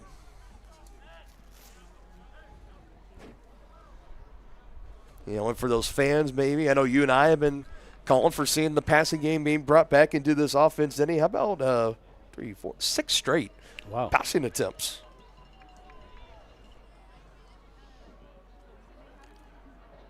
Well, that'll keep the opponent from stacking a box, that's for sure. That last incompletion does stop the clock as they let it run down, and Coach Troyer is going to take a timeout here, 1:19 seconds. And that is our first timeout of the ball game. We will take it with them here. We'll be back. You're watching Chieftain Football on Tonganoxie Sports Live, presented by Kansas Insurance. At Kansas Insurance, we know one size doesn't fit all. In fact, our whole mindset is based on customized policies for you and your families. We're local, and we do what we do because we care about you. Think of us as brokers for your insurance needs. Working with Kansas Insurance gets you the award-winning service and attention to detail that only an independent agency can provide. All across Kansas, we're here to help you manage and plan for all types of risk. Contact a local agent today. Kansas Insurance. Local, independent, serving you. That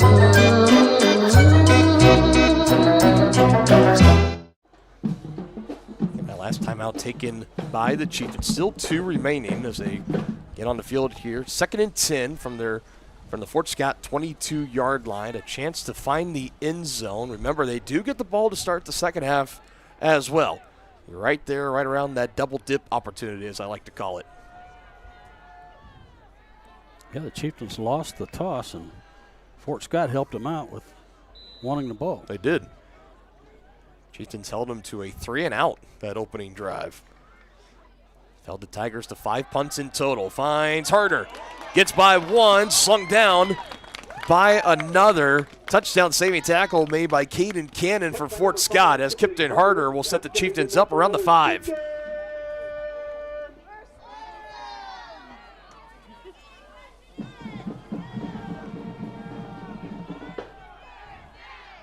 Chieftains are getting it in chunks tonight. That one for 17 through the air. Now Bodie on the ground, and he will find the end zone. Touchdown, Tonganoxie. Let's see if they'll go for 2 here, partner. I think they will. I'd be very surprised if they don't. Yeah, it looks like that's what they're going to do. Design keep for Bodie all the way. 5 yards out. Able to hit the end zone. His 8th rushing touchdown this season.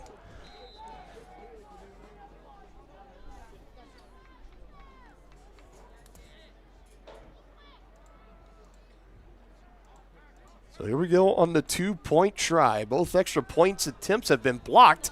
They throw down the line on the far side and going backwards as Kipton Harder is not going to be able to get away. He had a receiver open in the end zone.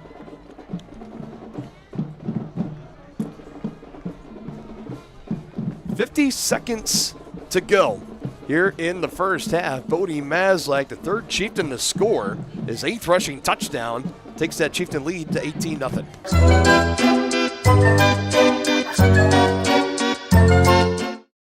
Inviting, connecting, serving, and growing. That's Grounded Coffee House in downtown Tonganoxie. Enjoy the best cup of coffee in town 6 days a week and pair it with freshly made from scratch pastries, muffins, cinnamon rolls, and so much more. Plus, check out their beautiful event center, Grace Hall. Perfect for your next gathering, celebration, wedding, and party.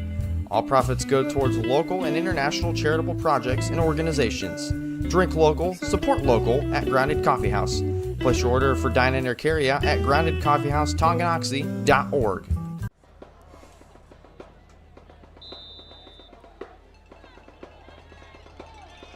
That last score for Bodie caps off an 11-play scoring drive for the Chieftains. Takes their lead up to 18-0 as we're under a minute to go pending this return. And the Chieftains will push them back forward. Progress stopped right around the 27. 43.8 to go. And if you're Fort Scott right now, Denny, you might be looking back at that opening decision at the coin toss. You won it. You elected to receive. Now you're looking up and saying, maybe we should have kicked it away. Yeah, well, hindsight's always 20/20, partner. No doubt. You've had 5 drives. This is going to be your 6th in this first half, and all 5 have ended in punts. The good news, I guess, you have been able to convert first downs on the last 2 drives, so maybe starting to show some signs of life, but really haven't been able to get anything going against this Chieftain defense, and it's not going to happen on that play. Another handoff to Creed Clayton. I'm going to say he actually lost about a half yard there. Coach Bond has got a great game plan here for calling no gain the there. Chieftain defense. Yeah, you can kind of hear him barking out there, the different stunts and the twists and all the blitzes and everything. If you're a former player, they still use some of those calls. So I hear it. The fans might not know what it is, but being a former player, I know what it is. And so far, it's been working out very well. As I think Fort Scott is just going to say, let's go to the locker room for halftime. Yeah, Coach Bond calling a great game so far on the defensive side. Fort Scott says, let's go talk about it. No tricks, all treats so far for the Chieftains. 18-0. They have the lead at halftime. 2 down, 2 to go here from Beatty Field. We'll break down this first half in the White Birch Property Halftime Show coming up next.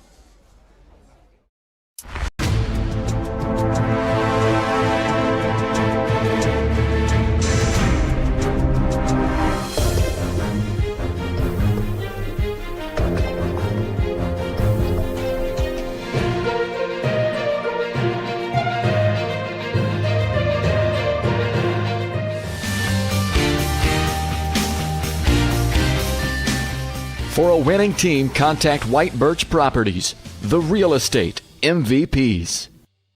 Tonganoxie is the ideal location to start a business. That's why the Tonganoxie Business Association has strived towards a common goal of adding value to businesses and the community since 2015.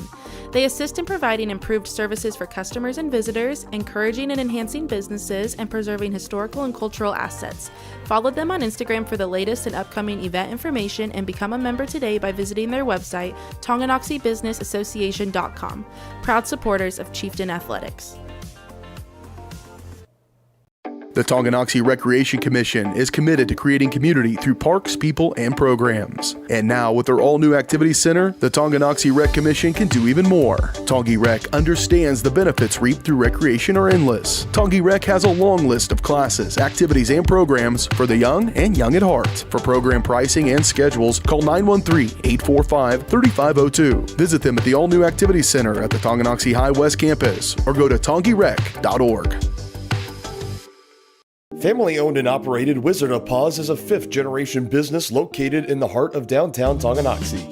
The professionally trained staff takes pride in making every dog and cat look its best, whether it be to breed-specific trim or an adorable cute pet trim. Plus, their facility offers amenities in space that are doggone amazing.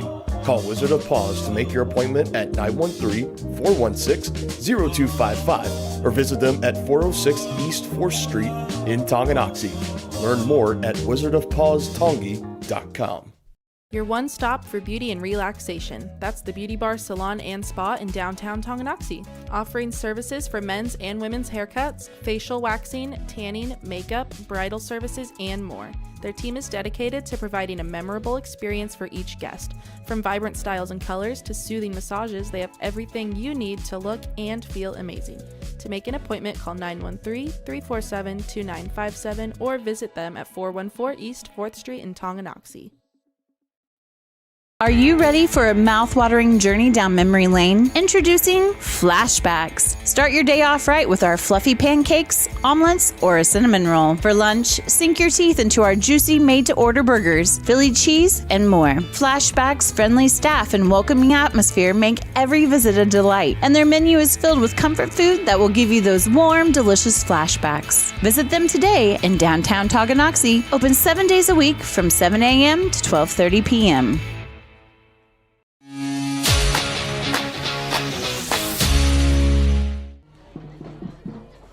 Back in here on Tonganoxie Sports Live and the White Birch Property Realty Executives Halftime Show. They're ready to help you buy or sell that next house and lead you to success in the real estate game. Visit them at 1203 State Avenue, Suite B in Tonganoxie, or call 913-417-1007.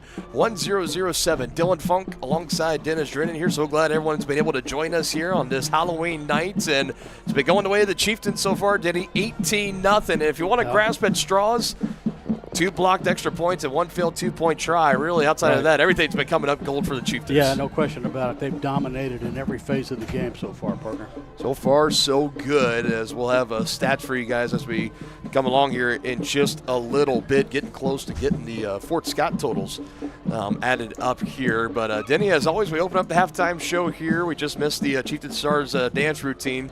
But overall thoughts and takeaways from the first half of action here tonight.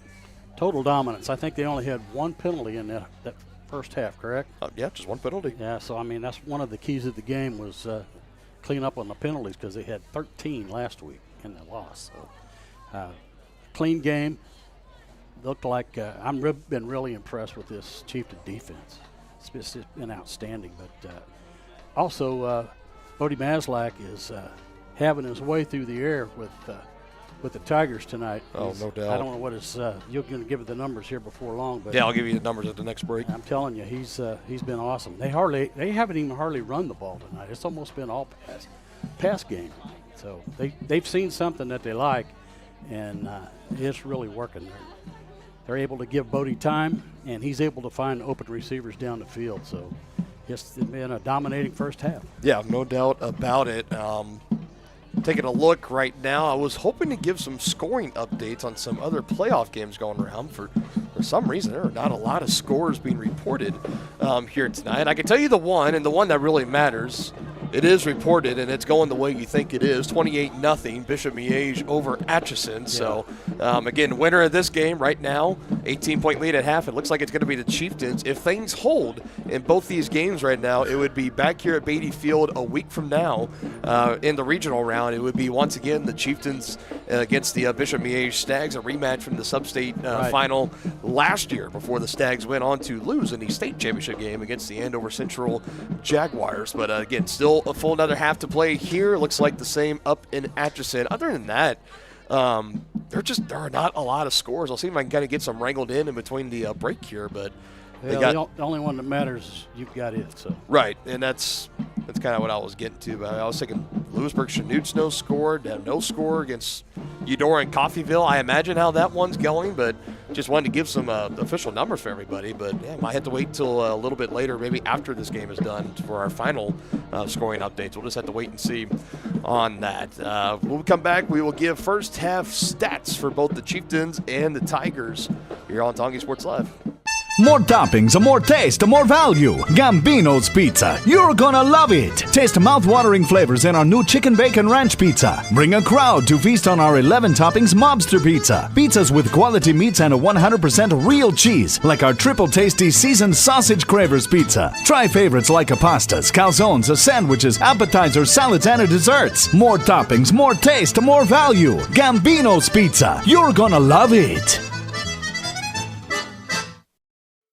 At Fort Scott Community College, we understand that a scary part of figuring out your future isn't only answering the question, what should I do, but where do I belong? Maybe you belong here, preparing for a career in healthcare as part of Fort Scott Community College's nursing program. Or maybe you belong on stage as part of the Hounds Band or Theater Department. I don't know where you've been or where you're headed, but I know we're saving a spot for you because you belong at Fort Scott Community College. The same look and location of a classic drugstore with the services and supplies of a modern pharmacy. That's what you'll find at the Downtown Drug Store in Tonganoxie. Of course, Downtown Drug is the local choice for your prescriptions and health needs, but did you know they have the best selection of Tonganoxie Pride and Chieftain game day gear in town? And a whole lot more. Cards, gifts, home decor, and even the best way to satisfy that sweet tooth. The Downtown Drug Store. Call 913-369-3800 or visit them online at thedowntowndrugstore.com. Has your furnace left you out in the cold? Pipes plugged? Are you underwater with your water heater? If so, you'll be glad you called Ladd. Ladd Service Company in Tonganoxie has been your heating, cooling, and plumbing specialist since 1986. Ladd is your dealer for top quality brands like York, Aprilaire, and Wolverine Brass. Plus, they maintain and service all other brands. Schedule your appointment by calling 913-369-3509. Visit LaddServiceCo.com to see why you'll be glad you called Ladd. Midwest Chiropractic Center is a friendly and caring clinic providing comprehensive care for your chiropractic, rehabilitative, and fitness needs. Upon entering one of our offices, you are treated like family. The staff cares about your health, and their approach to care proves it. With 3 locations in Tonganoxie, Lansing, and Bonner Springs, plus some Saturday hours, Midwest Chiropractic Center is dedicated to offering affordable, gentle chiropractic care. Midwest Chiropractic Center, getting you back to active. Families and business owners have trusted Mutual Savings Association for over 100 years. They offer checking accounts, online banking, personal and business loans, investment planning, insurance and retirement plans, and so much more. Their team specializes in creating a financial plan that is tailor-made to your needs to help you achieve your financial goals. Visit one of their 6 nearby locations, including downtown Tonganoxie, or visit their website msa.bank.com to learn more. Member FDIC.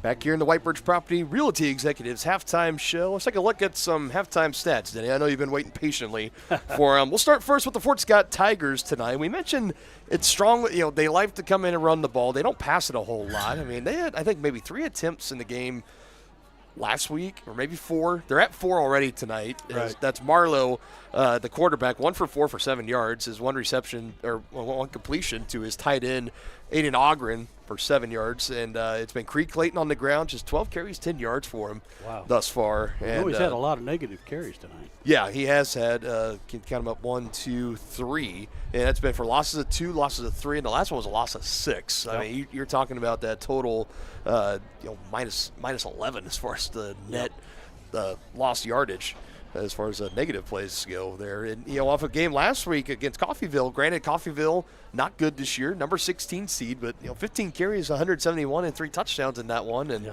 he's been a non-factor so far. And you know that Chieftain defense is going to try to keep it that way. There still is a little bit of confusion because Ryder Newton, he's back, he's healthy, he's number 41. There is a number 40 who's Trey Malone for the Tigers. Hasn't had a registered carry at all this season. He's had a couple tonight, and I've heard some fans calling the name Ryder out there. Mm-hmm. And I think for some reason Ryder is wearing number 40 tonight instead of number 41. I can't, I don't know why. That's what it looks like out there. But right now, number 40 out there, 2 carries for 4 yards. Tigers 2 for 6 on 3rd downs tonight. No penalties, no turnovers, and no sacks. 6 total drives, 5 punts, that last one ending via the end of the half. Now for the Chieftains, what everyone's been waiting for. Bodie Maz, like you mentioned, what a day through the air so far. He hasn't had a completion of less than 6 yards tonight. 10 of 15, 172.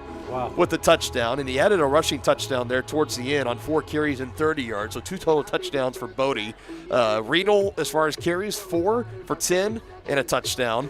You have Jacob Moran's leading receiver doing what he does, 4 receptions, 89 yards and a touchdown, and of those 89 yards after the catch, he's probably close to 70, or if not more. I mean, he's just been phenomenal so far tonight, just like he's been all season. Kipton Harder, 3 receptions, 38 yards. Brady Martin, 1 catch for 19, and Landon Ruff, 2 catches for 26 yards. Chieftains were 1 for 3 on 3rd downs. They didn't really have 3rd downs a whole lot. They failed on those 2 punting drives to end the first quarter. They went 2 for 2 drives to touchdowns in the second quarter. They had 1 rushing for Blake and the other rushing for Bodie. 1 penalty There were technically 2 times a flag has hit the turf tonight. The first time it was picked up on the extra point, but the one that was enforced was against the Chieftains. No turnovers.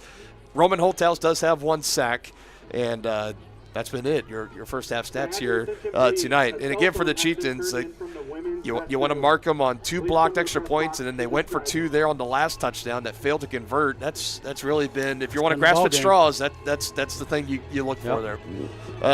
Like I did mention, some scoring updates. We mentioned Miege and Atchison. As I'll go ahead, I'll just pull the graphic up here just so we see the seedings and all of that. You have 13 ranked Miege up 4 touchdowns, 28-0 currently at 4 seed Atchison.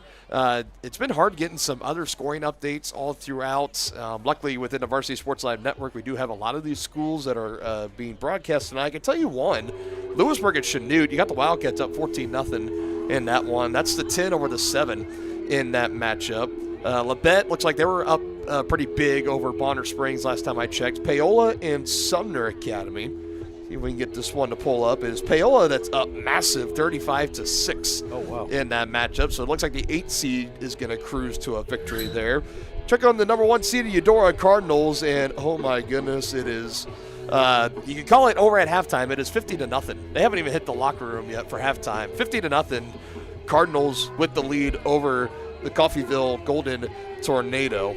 Other than that, in 4A, Spring Hill's in 5A. We got a couple of 3A schools, but other than that, it's this one here, 18-0. Again, we'll continue to keep an eye on that Miege-Atchison game, because that's going to be the one that's going to be most important to us as we roll along here. Both teams coming out of the locker room. A couple more minutes to warm up, and second half coming up next. You've been watching the White Birch Property Realty Executives Halftime Show. Shop local and save at Brothers Market in Tonganoxie, where we treat you like family. Brothers Market has great everyday deals throughout the store. Enjoy fresh cut steaks from the meat department, the freshest fruits and vegetables from the produce aisle, and savor the flavors from the bakery. Check out their weekly ad to get the best deals on what you need. From apples to aspirin, Cool Whip to cool crisp lettuce. Brothers Market, open daily. Learn more at shopbrothersmarket.com. A great collision on the field? Awesome. An awesome collision on the road? Not so great. If that bad play does come your way, take your car to SNS Auto and Body Shop in Tonganoxie. SNS has been the area's premier auto collision repair center since 1972, working on all makes and models, glass replacement, bumper repair, fiberglass and plastic, color matching, and so much more. And they work with all insurance companies. Get your ride back in the game and learn more at snsautoandbody.com or call 913-369-3193.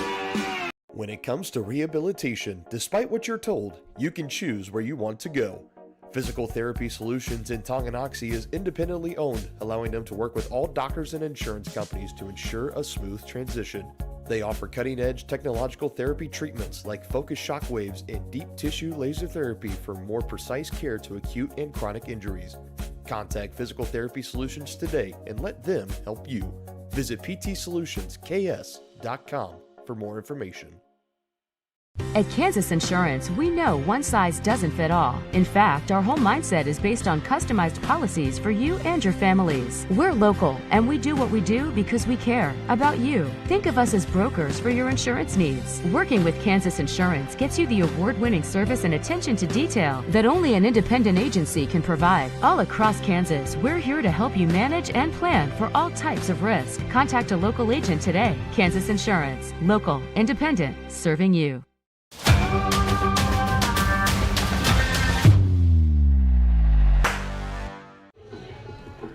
Ready for the start of the second half. They put up an additional 3 minutes to warm up, Denny, and the Chieftains, they came out, did some toe stretches, the signature Tongi jumping jacks, and they were ready to go. And Fort Scott kind of looked over and was like, oh, I guess we ought to get this thing going. So we're about ready to get it started here. Warm-up's going to be cut off about an extra minute and a half or so. Sometimes the referees, they'll let it go. Other times they'll, even when both teams are lined up ready for the kickoff, they kind of say, no, not yet. We're going to let these final 12 seconds stick off, and then we will be ready to go for the third quarter. But it is 18-0. Chieftains with the lead, the 5 seed in 4A East, looking to make it back-to-back seasons with a playoff win over these Fort Scott Tigers. They went down to Frary Field and did it last season.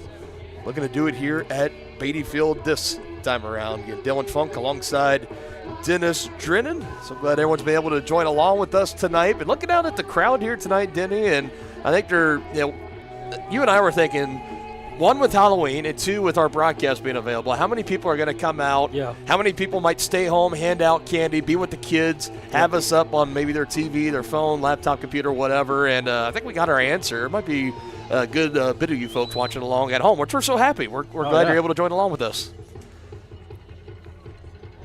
Enjoying this nice fall Halloween evening in the comforts of your own home, looking along. And, yeah, we got a good portion of you guys watching along at home. Always appreciate everybody's support. And here we go. Like we mentioned, Fort Scott winning the toss, electing to receive. That decision might be coming around to bite them in the rear end right now, as Chieftains going to get the ball back, and these officials are going to let these final seconds tick away. Then we'll put up a fresh 12, and then we will get rolling with second half action. Expect to get a couple more scores in the second half. You might start to see more of the second string JV squad start to come into the game for Tongi. Preserve their starters after they feel confident that their ticket is punched to the regional round, as on a quick hop, and oh my goodness! Hunter Nyhart! He's gone. Spooky stuff on Halloween. And the night just went from bad to worse for Fort Scott. Oh, I don't even know. Talk about Freaky Friday. Yeah, I don't know how he came out of there, but oh my goodness. We just got the tail end of that return on the replay, but it looked like he was gobbled up at near the 40. Mm-hmm. And then all of a sudden, here he comes down the near sideline. And the Chieftains are going to go for the extra point. Man, just when you think you've seen it all. Yep. We could cross off a kickoff return touchdown off our 2025 football bingo card. Cody Laub looking for a first successful extra point. The first two were blocked. This one is true and good. And the kick is good. So the first time the Chieftains touched the ball on offense in the first half, they went down and scored. The first time they touch it on special teams here in the second half. Hunter Nyhart says, watch what I can do. Pulling out his own bag of tricks there up the near sideline and gone. About a 60-yard return on the opening kickoff.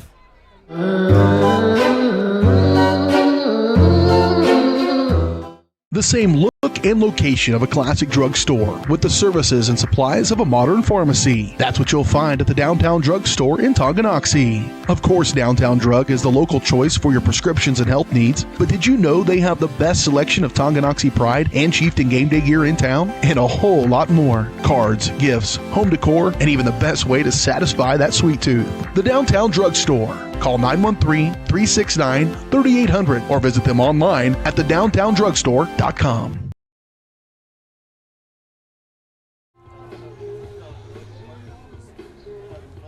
It is not a score you see very often. 25-0 score here. 3 touchdowns in the first half. All 3 of those with unsuccessful extra point or 2-point conversion tries. And the Chieftains just picked up about a 60-yard house call on the opening kickoff by Hunter Nyhart. Makes it 25-0. Here's the return. And a hit going to be put on as Marins will shoulder Dexter Williams out of bounds on the return for Fort Scott, and they will take over at about their own 33-yard line. And you know, you're sitting over on that far sideline, Denny, Fort Scott. I think you said it. Just when you think things can't go any worse or go from bad to worse, that's what just happened right there. Nothing will take the winds out of the sails of a second half rally than seeing the opening kickoff taken for a 60-yard touchdown. I can tell you that much for sure. Yeah, no question.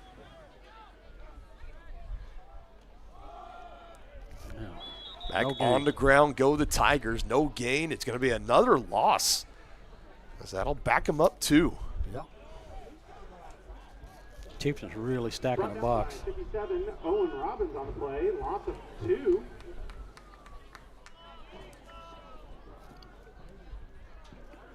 That's the 4th carry for Creed Clayton tonight that has been for negative yards.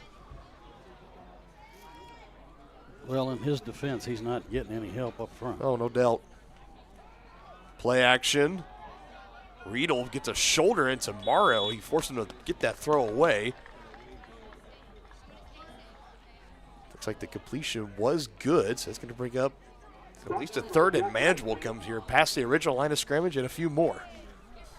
It seems like Fort Scott's been behind the sticks all night.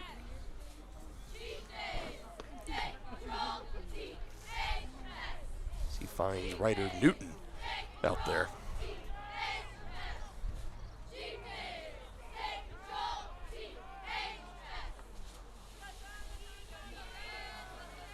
Through the air again. This one is caught. Had to go up a little bit for it.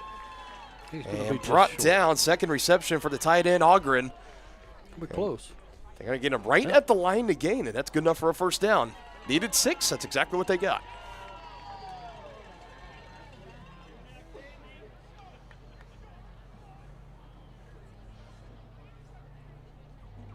Back-to-back quick completions there. The first one to Newton for 6. That one to Ogren for 6. Leading receiver for the Tigers. 2 catches for 13 yards.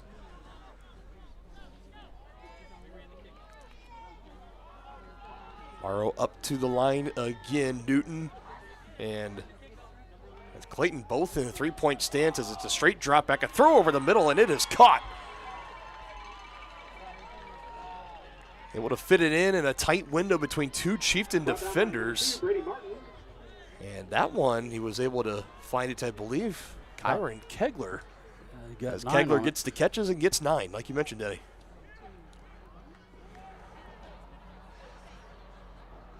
First reception of the night for Kegler, the freshman. A lot of freshmen on this Fort Scott team.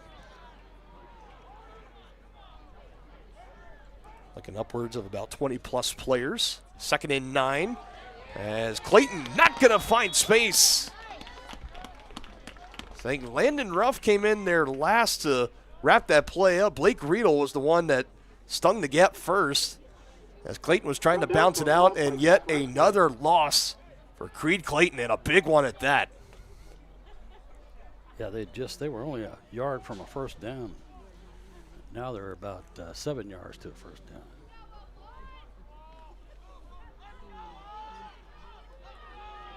On 3rd down, 3rd and 7. Again, under center comes Marlowe. Back to pass to his right. Throws and caught. I believe that's Cannon on the far side, and Cannon able to spin forward as he gets that extra yard at the end. And I think he picks up the first down once more. Yep. 2 for 2 on 3rd downs this opening drive in the second half for this offense of Fort Scott. What are we doing here? There we go.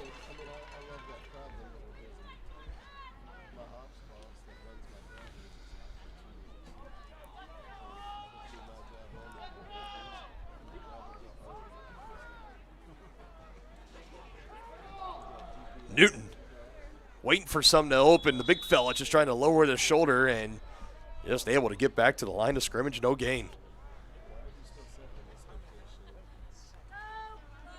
So I've cross-referenced over. Fort Scott has a broadcast here tonight as well, and I've cross-referenced, and they're calling number 40 Ryder Newton. Again, traditionally 41.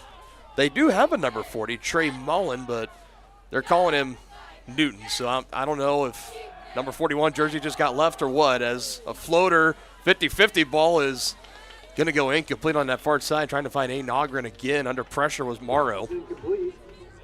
So I don't know. One of those weird times for Ryder Newton. I guess they decided to switch jerseys, or I'm not sure what happened there. But number 41, traditionally Ryder Newton, he's wearing number 40 tonight. I had to find an answer for that because it did not make any sense why this one player they had listed, this sophomore with no carries or anything on the season, why all of a sudden he was starting on both sides in this game. It just made no sense. We got to the bottom of it. Investigative reporting here on Tongi Sports Live, in case you didn't know.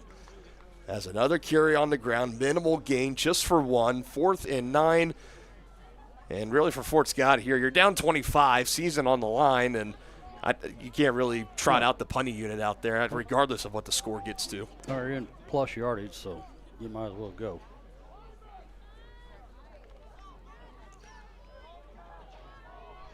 They had converted on the first 2 3rd downs this drive. Now they face a 4th and 9. The first team to go for it on 4th down as Morrow will fake to give. Now fires, tipped, and incomplete. And it was there, just a little high for Dexter Williams. If he brings it down, it's a first down. Instead, it's a turnover on downs. Chieftains with the ball. And from Morrow, that'll break a streak. 4 straight completions he had. I guess the incompletion down the field before that ended up breaking that streak. So now back-to-back incompletions for him. Trying to get caught up on my score sheet over here, didn't he? Here we go. Now we're all good. Got too many irons in the fire, partner.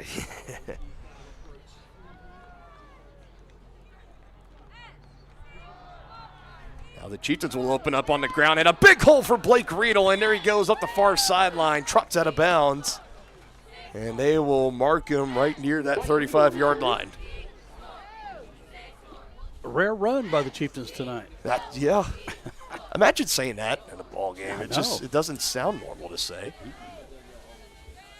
Best looking run of the night for Riedel as he gets a gain of 20. The amount of chunk plays, about 20-plus yards the Chieftains have had tonight, well over a handful. Oh, yeah. Been a big reason of why they've been able to really just have such control and been able to do whatever they want this ball game, as Riedel is going to double down on the ground, still fighting hard there at the end. And it looked like he was going to stall out for about a gain of 10. He kept going forward somehow, and he picks up an extra 4. Yeah, he just doesn't go down with first contact. You're going to have to wrap him up. Those strong legs of an all-state wrestler just keep on churning. He's a pleasure to watch on the mat, too. Harder in motion right to left. This time Bodie says, I want to take it. Trying to get a block. He's going to use his speed to get around the edge and runs into Dexter Williams just shy of the 10. Looks like they'll mark him at the 11.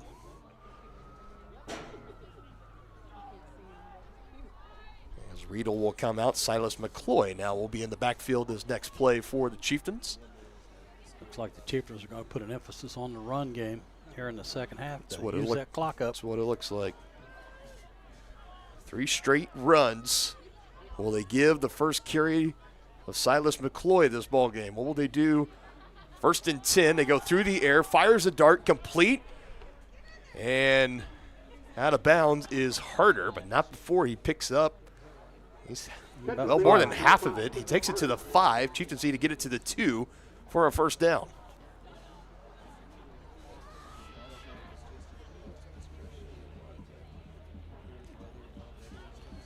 First completion of the second half for Bodie Maslak.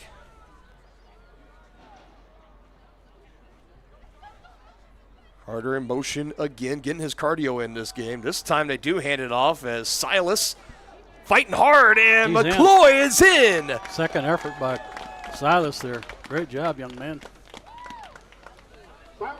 Ran into that initial pile, was able to stay on his feet and says, let me just dive over it.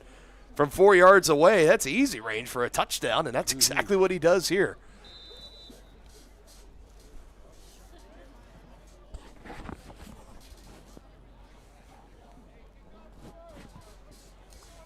Nicely done for Silas. Another extra point try coming up here for Lobb. It is up, make it back-to-back. Successful extra point tries here in the second half for Cody Lobb and the Chieftains.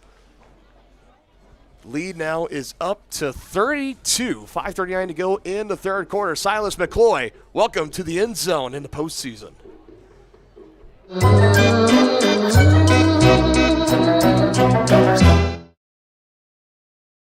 First State Bank and Trust is with you wherever you are with complete online banking. Cheering on the Chieftains once again? Why not pay your bills online? Waiting on your kiddos to get out of school? Seems like a good time to make a transfer. Or how about making a deposit from here? Back in the gym for another night? Why not get an e-statement while you cheer on Tongi? And of course, at First State Bank and Trust, you can always bank from right here. Come on in and see us and get your very own Chieftain card. To learn more about all the great ways to bank with First State Bank and Trust, go to firststateks.com. Get the score updated on the score bug here. It is 32-0. Chieftains have opened this game up. It started in the second half with around a 60-yard kickoff return touchdown for Hunter Neihart. Chieftains get the stop on defense, And now they go down the field and score the first postseason rushing touchdown for Silas McCloy, his second touchdown of the season. Puts the Chieftains up big, 32, as Williams looking for another return, and again, we'll get to the 33. Got the Tonganoxie cheer squad. Looks like they dressed up as Dalmatians tonight. Yeah, you and I were debating, was it cows or Dalmatians? But then they put the puppy ears on, and it made it very easy for us then. But they are getting in the Halloween spirit, tossing out candy to all the fans in attendance here tonight. Everybody's been loving what they've been seeing from this Chieftain squad. Right now, well on their way to picking up their third straight first-round playoff win, Denny. Yeah, that's pretty awesome. Starting to become a pretty good, consistent name in the regional round of the playoffs. That is where we will go next week. All eyes right now looking like the Chieftains could be at home hosting the Bishop Miege Stags for the second year in a row in the postseason. Unless the Phoenix, last time we checked, were down 4 scores, 28-0, unless they pull off quite the miraculous comeback. It looks like Bishop Miege could be coming here. Or if Fort Scott decides to pull out one of the best comebacks ever, too. This game is not quite over yet. No, it's not. But for the Chieftains, you got to be really liking your odds. They go back to the ground, and there Clayton picked up 6 the last time, and they go on the ground and again go backwards. 2. So it's like for the Chieftains, we talked about the chunk plays at 20-plus yards. On the other side of that coin, for the Tigers, how many plays have gone backwards, negative yards tonight huge, for them? A number.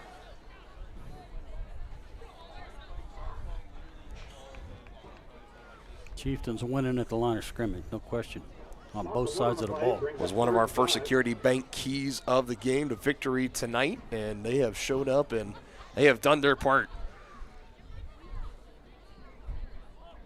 This time, Ryder Newton will skirt forward for 2 on 3rd and 5. 4th down try going to be coming up here. Yeah, there were some, you saw some of the high school media outlets around the Kansas City and Lawrence areas were kind of saying, this 5-12 matchup, it doesn't really feel like a 5-12 matchup. Could be a pretty close, competitive matchup. Fort Scott ended the season back-to-back wins, one of those being overtime against a pretty solid Circle team. And picking up the win against Coffeyville last week, and the Chieftains coming in losers of 3 straight. First time the Chieftains had lost 3 straight in the season, Denny, since 2015. You got to go back to 10 seasons ago. Wow. But the Chieftains have held serve here at home, and now the ball is put on the turf. That was a 4th down play. And again, when you think it just can't get any worse tonight for the Tigers, it does. Didn't even get confirmation if a Chieftain got on top of that one or not. That looked like he did.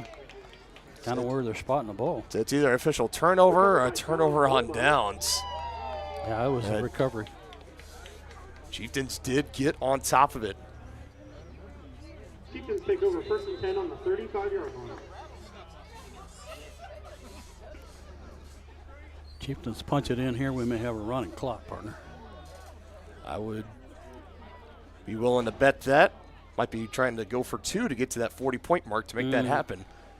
3.5 to go here in the 3rd. Pull out, quick dart, Harder makes a couple men miss, spun around, and Kipton Harder a nice pickup as he takes it close to the 10. Yeah, he split 2 defenders there. Nicely done. Good for another Chieftain 1st down. Gain of 23 to the air. Another quick strike, another big chunk. Who's hobbling off the field there? It is Holthouse that comes into the game, and as far as the hobbling, that is Kipton Harder, who just made that last catch. Looks like he might have. Oh, he's cramping. He's getting stretched out by Joel Murray, good teammate, stepping in there, and Mark Padfield not too far behind, so Kipton's in good hands on the sidelines. 2 in the backfield, handed off. Brady Martin doesn't get a lot of carries this season, trying to break away. A flag's going to come in.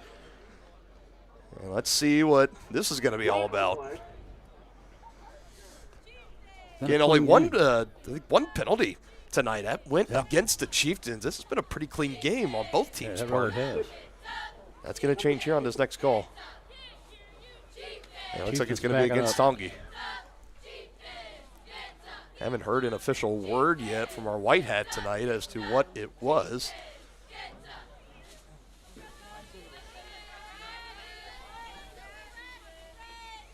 Is it 15 yards? Or just 10? You see, you get those. If it's a holding, I don't think it was a 15-yard penalty. If it's holding, it's always 10 yards from the spot. Chieftains behind the sticks by about 10 yards. So they got on the board. It's 1st and 19. And now whistles will stop play once again as our official getting the flag tucked back into his belt loop and signals for the clock to run. And here we go. 1st and 19 off the second penalty of the game for the Chieftains, as through the air they will go, and again it is incomplete. And a couple of Tigers around to maybe get a paw on it. It does end up hitting Brady Martin right in the chest as Brady comes back to the line of scrimmage, kind of clutching his fists and saying, I maybe should have brought that one in. Yeah, that was a well-thrown ball. Hit him right between the numbers. That defender coming in there late, maybe just throwing that line of vision from hands to ball off just enough for Brady. Sometimes it's easy to take your eyes off it and try and run with it before you catch it. 2nd and 19, end zone shot, Roman Holthouse, and it's off his hands. And another decent ball for Maslak's going to go incomplete as they take the end zone shot on 2nd and long. He was wide open, too. Back-to-back incompletions now for Bodie. Roman trying to high point that one, trying to use his size to his advantage. You know, they have him as a freshman. He's not built like one, though. 6'1", 185 pounds, and he's only going to grow from here. What an exciting 3 years we get to watch, and we get Elijah Holthouse back healthy next year, too. Saw the great high school career of their older brother, Isaiah. And on 3rd and 19, it'll be Bodie trying to get it all himself, and he's got a chance, and he will. Touchdown, Chieftains. 21-yard scamper for Bodie Maslak, and that could be the curtain call for his performance tonight.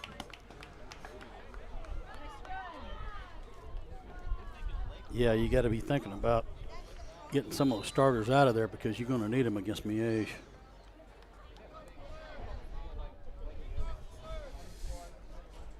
Cody Lobb on to kick the extra point. Second rushing touchdown tonight for Bodie. That one from 21 yards out. Fire. Harder's going to look to throw, and he will, and it is incomplete. And Harder slung down hard to the turf. We mentioned he was a little hobbled on the last play, on the last catch he had. And again, special teams for the Chieftains kind of continues to be the. We got a late flag here, and it might be on Coach Troyer. He was really adamant.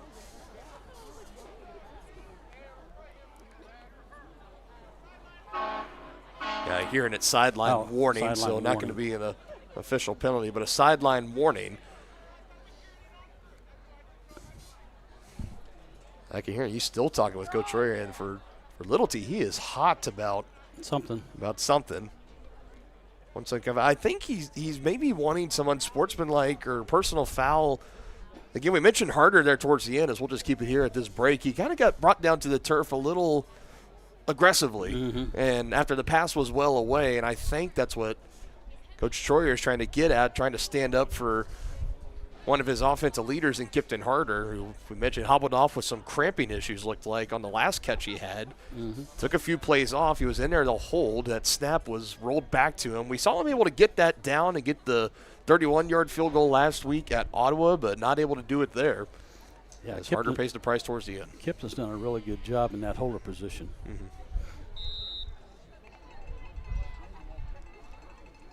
21-yard rushing touchdown for Bodie Maslak as he adds rushing touchdowns number 8 and number 9 here tonight against Fort Scott.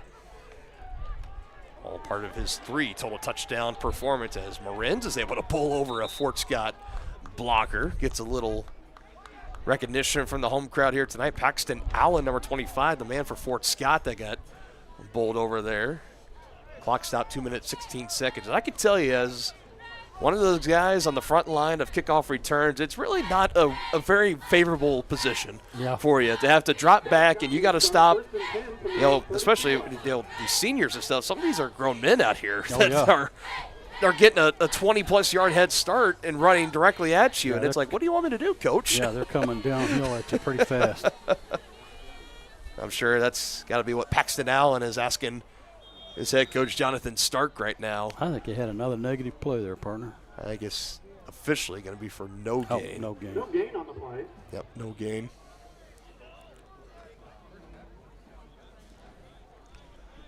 This time on a handoff to the fullback, and it's going to go nowhere. Now Fort Scott starting to get a little bit deeper perhaps into their roster.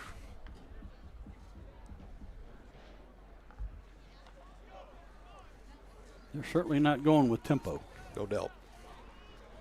8 seconds on the play clock, about 90 to go in the third quarter here on Halloween as Morrow will throw, and another one that Reichman at least got a piece of his forearm. Yeah, I think he got a piece of that.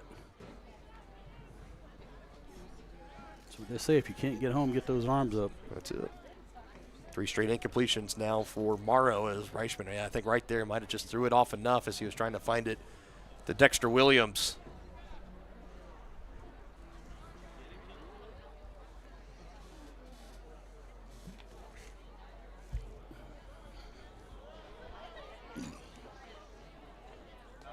There's a 3rd and 10 in their own 32, and they keep it on the ground. And again, oh, here comes the flag. That's a late flag.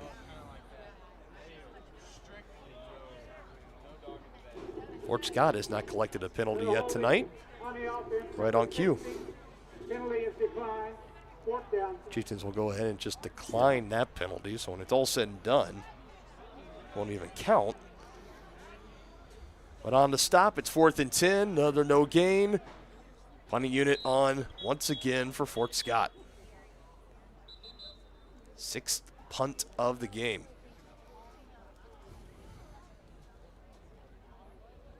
Well, we had a kickoff return for a touchdown. Let's see if we can get a punt return for a touchdown. Yeah. So I'm trying to think. We haven't seen a punt return for a touchdown. We haven't seen a pick 6 yet this season. I think we've seen close to just about everything else, though. High soaring punt going to bounce around the Chieftain 47. It will die out at the 45, so we'll have to wait a little bit longer on a potential punt return for a touchdown. 38-point lead here, opening round of the playoffs, Kansas high school football. And I think right now all eyes are going to be on when, if you're Little T, do you start to pull out your key starters. And right now for Bodie Maslak and company, everybody's going to stay on for at least one more drive. And I think this is going to be the drive to score, get that running clock on, and get this night wrapped up pretty quickly. Looks like that's the plan. Got maybe just 1 or 2 plays remaining in this third quarter as the Chieftains go on the ground. Flag comes in quick on the near side. This could be a potential face mask penalty. Yeah, it looked like a face mask to me. And I think it got up there on Riedel. It was an incidental face mask. Right. It was a face mask nonetheless. See if our replay caught it. Yep. 5 yard, yeah, that's why. Right there. Mason Smith, number 44, the guilty party for Fort Scott. Again, that's one of those, you're trying to wrap up, make a tackle, and it just happens to where incidental contact up with the face mask. 5 yard face mask on the defense. So you get 5 yards from where the foul occurred. So they do move it forward and call it about 1st and 2. What I would imagine is going to be the final play of this third quarter. Chieftains on the ground. Riedel following his blocks and able to burst through past the 40, close to the 35. They'll mark him at the 36. Good run by Riedel there. Blake Riedel on the carry. Good for another Chieftain first down. It's a gain of 9, and the Chieftains do not have to take another snap, and they won't.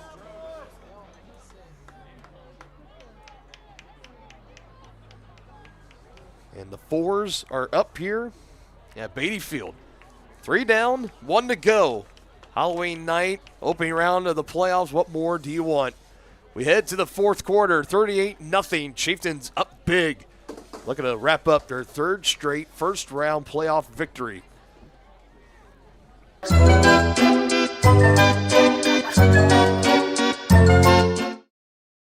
Does your roof have possible storm damage? Looking to get solar panels, or is it just simply time to get it inspected? That's where Balmer Roofing and Solar come into play. Balmer Roofing has a combined 40 years of experience with JAF Master Elite and Emerald Pro contractors.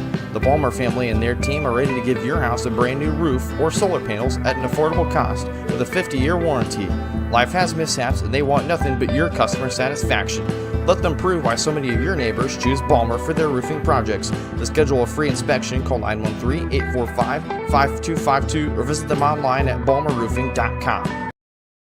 Inviting, connecting, serving, and growing. That's Grounded Coffee House in downtown Tonganoxie. Enjoy the best cup of coffee in town 6 days a week and pair it with freshly made from scratch pastries, muffins, cinnamon rolls, and so much more.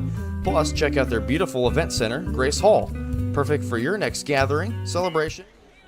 Casey and Chieftains going in a hurry here, cutting that timeout short. So we got a 1st and 10 play. Riedel again on the ground, hit by Jax Armstrong and brought down, but not before he picks up about half of it. Yep. Getting close up to the 30-yard line.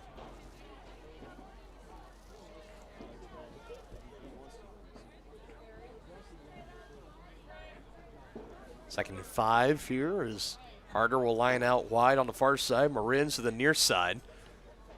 Has all the looks of a running play, and it does, as McCloy picked up the touchdown. The last time he touched it, he's able to go forward, and he gets a good piece of it here.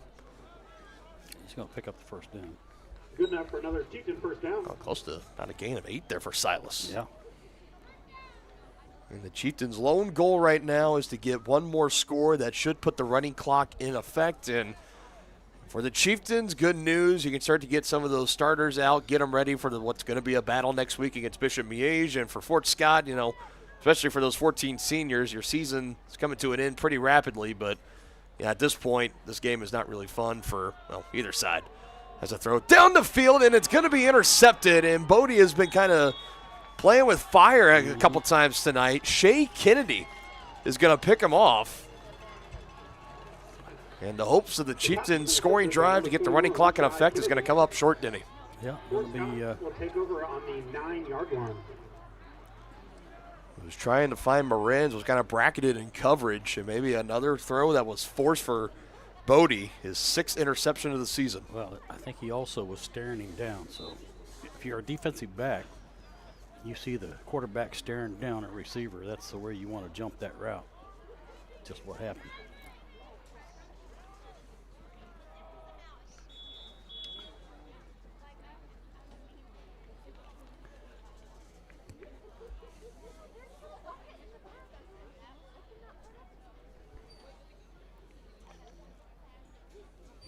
So both teams now with a turnover. Fort Scott had that fumble, that interception for Tongi. So when the ball is snapped, it'll be about 9.5 to go in the ball game. Really for the Tigers, not threatening this 38-point lead for the Chieftains. No gain on the first play, 2nd and 10. Another handoff, another one. Not going to go very far. I think back-to-back plays have gone for no gains. That'll be 3rd and 10. It shows you that the Chieftains are getting a defensive push when they're making tackles at or behind the line of scrimmage.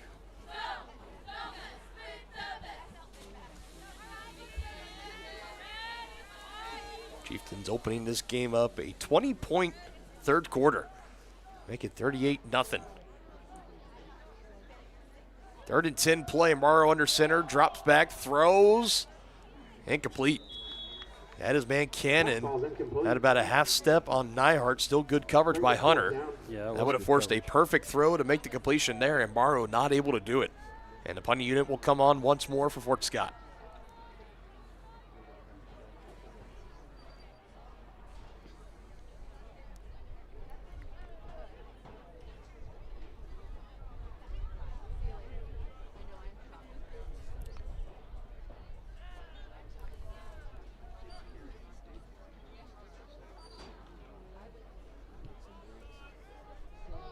Now 10 drives set for Fort Scott, 7 of them ending via a punt as Martin trying to spin his way around, looking for an opening, able to squirt free and Momentum takes him right near the 20, so Chieftains practically right in the red zone as they open up this drive. And coming off that interception, Bodie Maslak back out on the field, 7:45. Well, now they got the running clock on. So I guess they're going to go ahead and say, let's just get this thing started maybe. And I think as it goes, Denny, I think the team that's down, I think you can have the option to go ahead and basically say, hey, let's go ahead and get the running clock on and let's go. And that looks like that's what Fort Scott has done here tonight. Yeah, Fort Scott's ready to get on the bus and head home.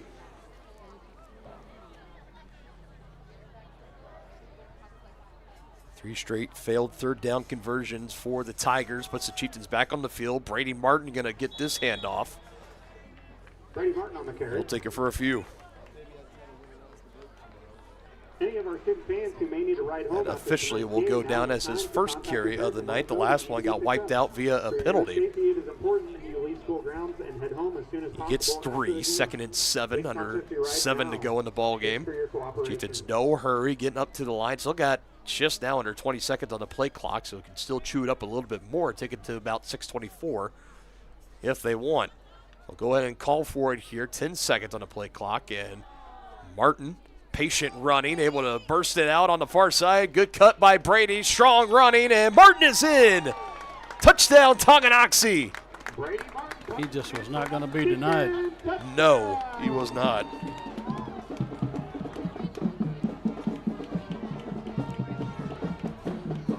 Another look at the replay.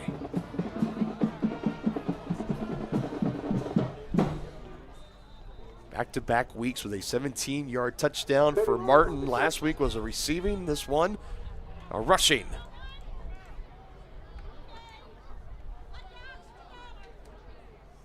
.44, make it 45. Points on the night for the Chieftains. That running clock already in effect. As that clock will continue to run during this timeout as we take one more look at the potential last scoring play of the game for the Chieftains. 17 yards for Brady Martin. Patient, strong running. He takes it in for 6. We step aside, a quick 30-minute timeout. Charlie was born at LMH. We had a great team of nurses. Not only did they check in on us regularly, they always asked if we had questions, always made sure that we understood what was going on. I cannot say enough wonderful things about the labor and delivery, family birthing, and mother baby care team at LMH Health. We had to put our entire trust into their hands, and just everyone was so friendly and so supportive.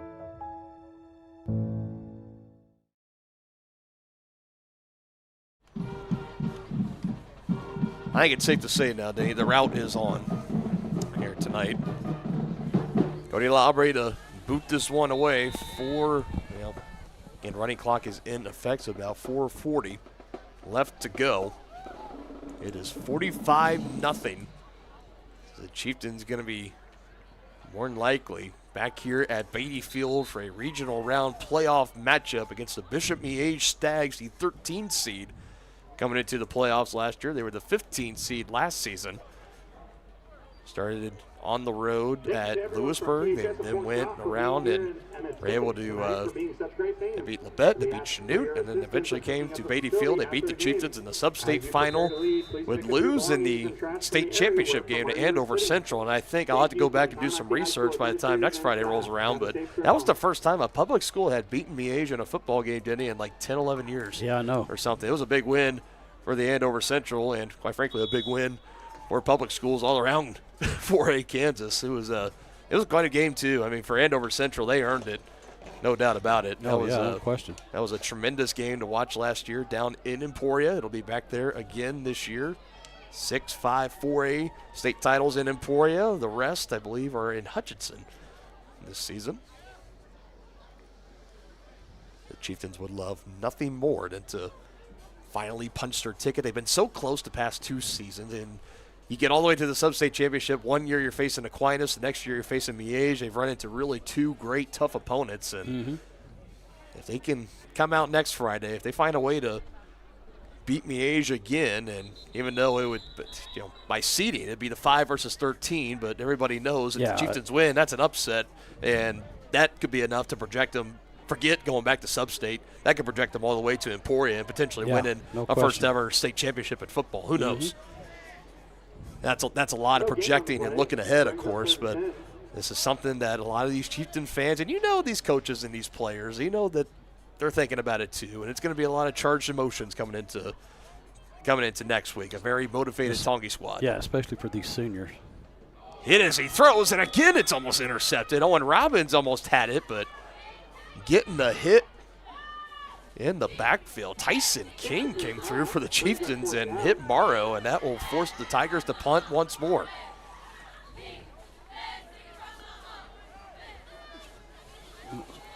See if the coaches decide to get the starters out of there.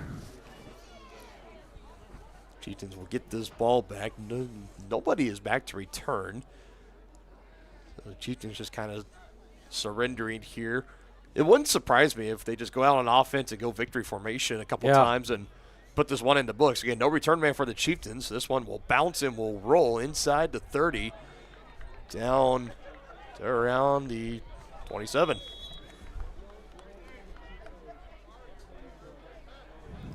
Couple of kneel downs here for the Chieftains, and that will do it. And a question of who do they send out to do it. So they're seeing a lot of like we mentioned, the JV team starting to come in. Going to be taking over. Chieftains take over 1st and 10 from the 27-yard line.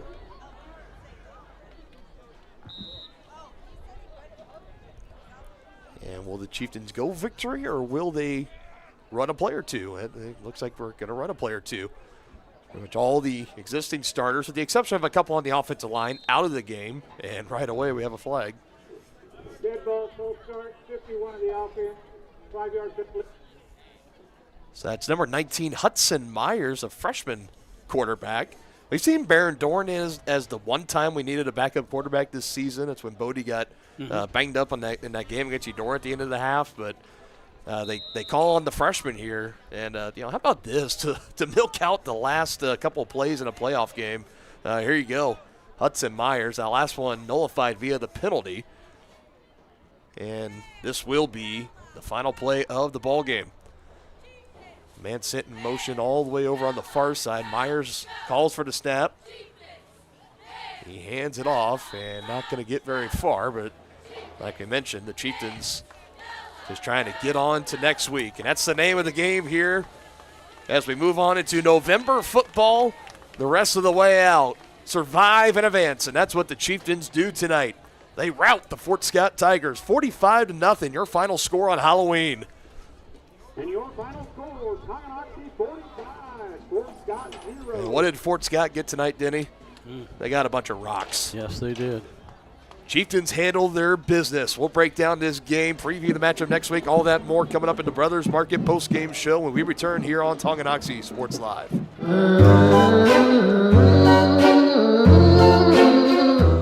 Shop local and save at Brothers Market in Tonganoxie, where we treat you like family. Brothers Market has great everyday deals throughout the store. Enjoy fresh cut steaks from the meat department, the freshest fruits and vegetables from the produce aisle, and savor the flavors from the bakery. Check out their weekly ad to get the best deals on what you need. From apples to aspirin, Cool Whip to cool crisp lettuce. Brothers Market, open daily. Learn more at shopbrothersmarket.com.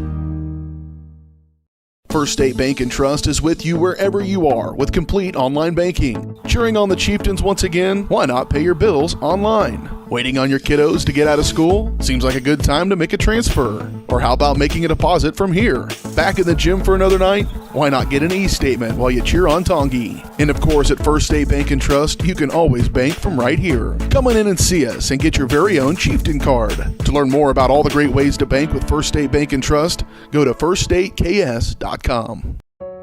Charlie was born at LMH. We had a great team of nurses. Not only did they check in on us regularly, they always asked if we had questions, always made sure that we understood what was going on. I cannot say enough wonderful things about the labor and delivery, family birthing, and mother baby care team at LMH Health. We had to put our entire trust into their hands, and just everyone was so friendly and so supportive. For projects big or small, Southern Star asks you to always call 811 before you dig. It's free, easy, and keeps our community safe. After calling 811, a professional will use paint or flags to mark buried utility lines within a few days. And calling 811 is the law. Hitting underground lines can disrupt utility service and cause serious injury. Safety is in your hands. Every dig, every time.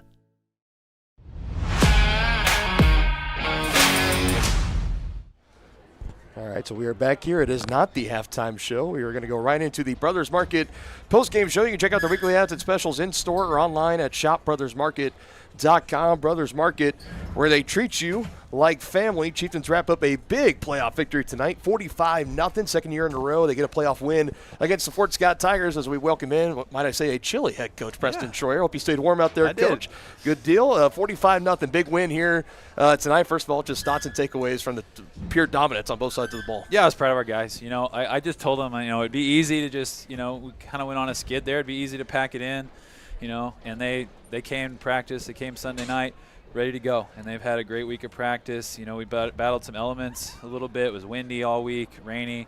Thought they had a heck of a week, and then they came out and did exactly what we needed them to do. We talked about it was the first time in 10 seasons you guys had lost 3 straight games. So really, when you looked at the competition with Baser in there, Ottawa and Eudora, 2 of the top 3 teams in 4A East, and even then into the fourth quarter were very winnable games. And you guys came out tonight. We talked about the passing game, really kind of getting back to maybe getting some confidence either back in Bodie or just getting that back in humming. I could tell you, I think he finished with 201 total yards. He had that touchdown. He did have that one interception there towards the end. But just your overall thoughts and takeaways, one, on the performance tonight for Bodie, but then also the maturity and growth you've seen from him from week 1 now through week 9. Yeah, I mean, I think we knew going in, like, that was our kind of our weak point, and we needed to work on it. And so that was – we hammered it this week. That was our all Wednesday and yesterday. We really focused on being pass heavy and getting that kind of just, you need to get that in sync, getting him used to being in the pocket, things like that. And I thought he did a great job. He made great decisions tonight. And yeah, I think he's made a lot of strides. He's, you know, sometimes you forget because he is so athletic that he is just a sophomore. Right. And so I thought he made great strides.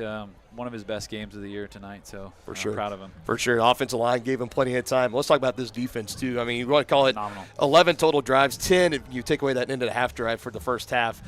8 punts forced by this defense tonight. They had the turnover on downs and the fumble there in the second half. You know, I don't know what Coach Bond was cooking all throughout this week, but it looked like whatever Fort Scott threw at you guys, you had all the answers and then some. I mean, it's through this whole stretch. I mean, you know, the whole Eudora offense, it's one of the top in the state at 21. You held Ottawa last week to 14. Honestly, we knew, like, our shortcoming right now has been the offense, and we know we needed to shore that up. We knew we needed to fix that, and tonight, you know, we had our balance. We had a great offense and a great defense, but yeah, that defense has been phenomenal all year. I mean, they've just been stuffing the run, and they just continue to dominate. We were way more physical at the point of attack. For sure. Defense stays hot. Offense starting to peak. Taking a look ahead at the matchup next week, I think we all know who's coming into town. Yep. It doesn't really take a lot to get the guys charged up this week for practice, I imagine. No.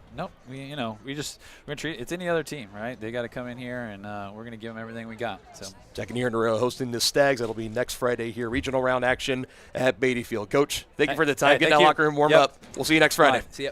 And again, as head coach Preston Troyer of your Tonganoxie Chieftains, appreciate his time as always coming to speak with us during the Brothers Market post-game show up here. And again, we talked about all night. You really got to grasp at straws to find some things wrong with the way the Chieftains performed tonight. And I'll tell you, and I give a lot of credit to Preston Troyer. He is one that stresses over the little things. And when a game that goes so well, he will always kind of find the things that we can always be better at this and that.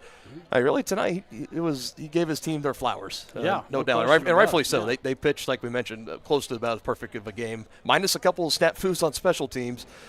This was a great ball game here tonight for the Chieftains. A big confidence boost going into next week against Bishop Miege. Well, and that's great, too, because they're going to need it. You know, the Stags come in. They're a tough team to handle, but if the Chieftains can play like they did tonight, it's anybody's game. No doubt about it. We will step aside. We will try to give a couple of final score updates, final stats, and announce our County Road Brewing player of the game. So many options for you to choose from, Denny. I'll be curious to see which way you go with it. Coming up here on Tongi Sports Live.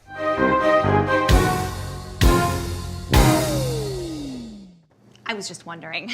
Enter query. Should I use a robot? Vacuum? No. Our robot. Bots taking over the world? Yes. Sometimes humans are just more helpful. Unlike a robo-advisor, we can put together a personalized plan. Farm Bureau Financial Services. It's your future. Let's protect it. Contact Farm Bureau agent Tex Vandervoort from Tonganoxie today. Families and business owners have trusted Mutual Savings Association for over 100 years. They offer checking accounts, online banking, personal and business loans, investment planning, insurance and retirement plans, and so much more. Their team specializes in creating a financial plan that is tailor-made to your needs to help you achieve your financial goals. Visit one of their 6 nearby locations, including downtown Tonganoxie, or visit their website msa.bank.com to learn more. Member FDIC. Tonganoxie is the ideal location to start a business. That's why the Tonganoxie Business Association has strived towards a common goal of adding value to businesses and the community since 2015. They assist in providing improved services for customers and visitors, encouraging and enhancing businesses, and preserving historical and cultural assets. Follow them on Instagram for the latest and upcoming event information, and become a member today by visiting their website, tonganoxiebusinessassociation.com. Proud supporters of Chieftain Athletics. The same look and location of a classic drugstore with the services and supplies of a modern pharmacy. That's what you'll find at the Downtown Drug Store in Tonganoxie. Of course, Downtown Drug is the local choice for your prescriptions and health needs, but did you know they have the best selection of Tonganoxie Pride and Chieftain game day gear in town? And a whole lot more. Cards, gifts, home decor, and even the best way to satisfy that sweet tooth. The Downtown Drug Store. Call 913-369-3800 or visit them online at thedowntowndrugstore.com.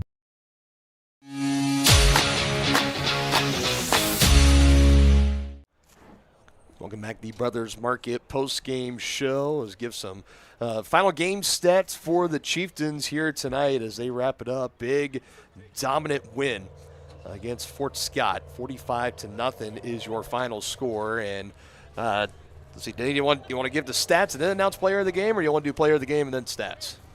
Well, let's do player of the game. Do player of the game first. All right, we'll get to our County Road Brewing player of the game, as County Road Brewing would like to congratulate for the second week in a row Bodie Maslak on being named player of the game. Rooted in the community, brewed for the journey. See what's brewing today at County Road Brewing in Tonganoxie. Again, for the second week in a row, you go with the sophomore quarterback. Yeah, no question, and I think it goes without question because even Coach Troyer said this was probably the best game of his career. So, I think you have to go with Bodie. Yeah, I think he had, you're going to tell us the stats, but he had some gaudy stats. Yeah, so through the year, he went 17 of 20, 201 yards. That one blemish, that interception there towards the end to the Tigers. But outside of that, one passing touchdown, 2 rushing touchdowns on 62 yards. So you're looking at 3 total touchdowns, about 263, 64 total yards of offense tonight. Not too bad. And I think what Coach Troyer was saying looked like his best game. I think the last time that I saw Bodie like that, I go back to week 1 against Lewisburg, where he had time. He was dissecting the defense. He was making the right decisions on when to hand it off, when to pull it, when to run, making men miss. And I think this is up there with one of those. He's just a sophomore partner. What do you think this is going to be when he's a senior? It's going to be a lot. It's going to be a lot of fun. And we still got one more game with him at least. And he's trying to become the quarterback that can help this team break through and knock off a Bishop Miege team. It's going to be a big week ahead for him and for the rest of this Tonganoxie squad. Again, congrats to Bodie on being the County Road Brewing player of the game as we go back to the Brothers Market post-game show. Final stats for the Chieftains along the way here as Blake Riedel, 8 carries, 48 yards, and a touchdown. Again, I don't have the final stats. I feel like he had more than that, but I had him down for 8. But usually right around that mark as far as yardage, 48 yards and a touchdown. Bodie, 6 carries, 62 yards, 2 rushing touchdowns like we mentioned. Silas McCloyd, 2 carries for 14 yards and a touchdown. And Brady Martin had 2 carries for 20 yards and a rushing touchdown as well. Jacob Marin's a receiving touchdown, the lone one for Tongi tonight. That was a 56-yarder on the first offensive snap of the game for the Chieftains. Jacob finishes with 4 receptions, 89 yards, and a touchdown. Kipton Harder, 5 receptions, 68 yards. Brady Martin, 1 reception, 19 yards. Landon Ruff, he finishes with 2 receptions, 26 yards. Both he collected in the first half of the ball game. Chieftains just allowed over 100 yards of total offense tonight to the Fort Scott Tigers. They forced 8 punts on 11 possible drives for Fort Scott. Just pure dominance all the way around. We did have 1 sack that was Roman Holthouse breaking through, and did have a fumble recovery for the Chieftains as well. Just pure dominance all the way through. 2 penalties, drastically better from the 13 we had last week. That's good. And as far as third downs, it looks like we finished the night going 5 of 6. So you can't be much more. That's pretty efficient. That's very efficient all the way around for the Chieftains. And they're going to need to bring that A game back, and maybe even then a little more. Again, we haven't been able to check on like the final score for that Atchison Miege game. It was last 28-0. I just haven't had a chance to look, but everybody is leaving here saying, let's get ready for Miege. So I think it's well confirmed up in Amelia Hart Stadium. That game has gone final with the Phoenix dropping in the first round to Bishop Miege. And, I think Coach Troyer said it best. We know the history. We know the state titles. We know everything behind Bishop Miege, but you strip away the logo on the helmet. You strip away the name on the chest. It's 11 guys just like you. Exactly. And that's what the Chieftains are going to have to go in with, is that this is any other Friday. This is any other ball game. These are any other guys out there playing, any other coaches on the sideline that are coaching. And you just got to go out there and just play your best ball. And, for the seniors coming into tonight, you got to enjoy every moment, because it could very well be your last. Yeah, and, they're going to be extra motivated for this game, and hopefully they can bring the rest of the team along with them. No doubt about it. Let's take a look at what we got coming up here. We can officially announce next week we'll be here for the regional playoff game here at home against Bishop Miege. And then, again, we can't see 2 weeks ahead. You've got to go game by game here in the playoffs. Winter Sports Tip-Off will start Friday, December 5th. They'll be here at home against Lewisburg, a doubleheader, varsity doubleheader with the Wildcats. That'll be when we start winter sports season. So if we do end up just calling one more football game, Denny, we got close to about a month off here. Yeah. It's going to be a long time. I'm hoping we're around for a lot longer. Got a big one coming up next week. We look forward to bringing you that matchup for the second year in a row, the Stags and the Chieftains here at Beatty Field in the playoffs on Tonganoxie Sports Live. Partner, any final thoughts as we close the book on a third straight Week 9 playoff victory for this Chieftain program? Well, it's awesome that this is the third year in a row that the Chieftains have made it out of the first round. So, kudos to them. And, unfortunately, we're going to see Miege next week, but hopefully we can shock the world and get a win. That's it. You just got to go in there and play your best game. We look forward to seeing the Chieftains next week, as we look forward to seeing all of you. Again, if you took time out of your Halloween, we appreciate you all watching along with us here on Tonganoxie Sports Live. Alongside Dennis Drennan, the rest of our entire outstanding crew, and all the staff here at Tonganoxie High School, I'm Dylan Funk saying so long, and we will see you next time here on your home of the Chieftains, Tonganoxie Sports Live.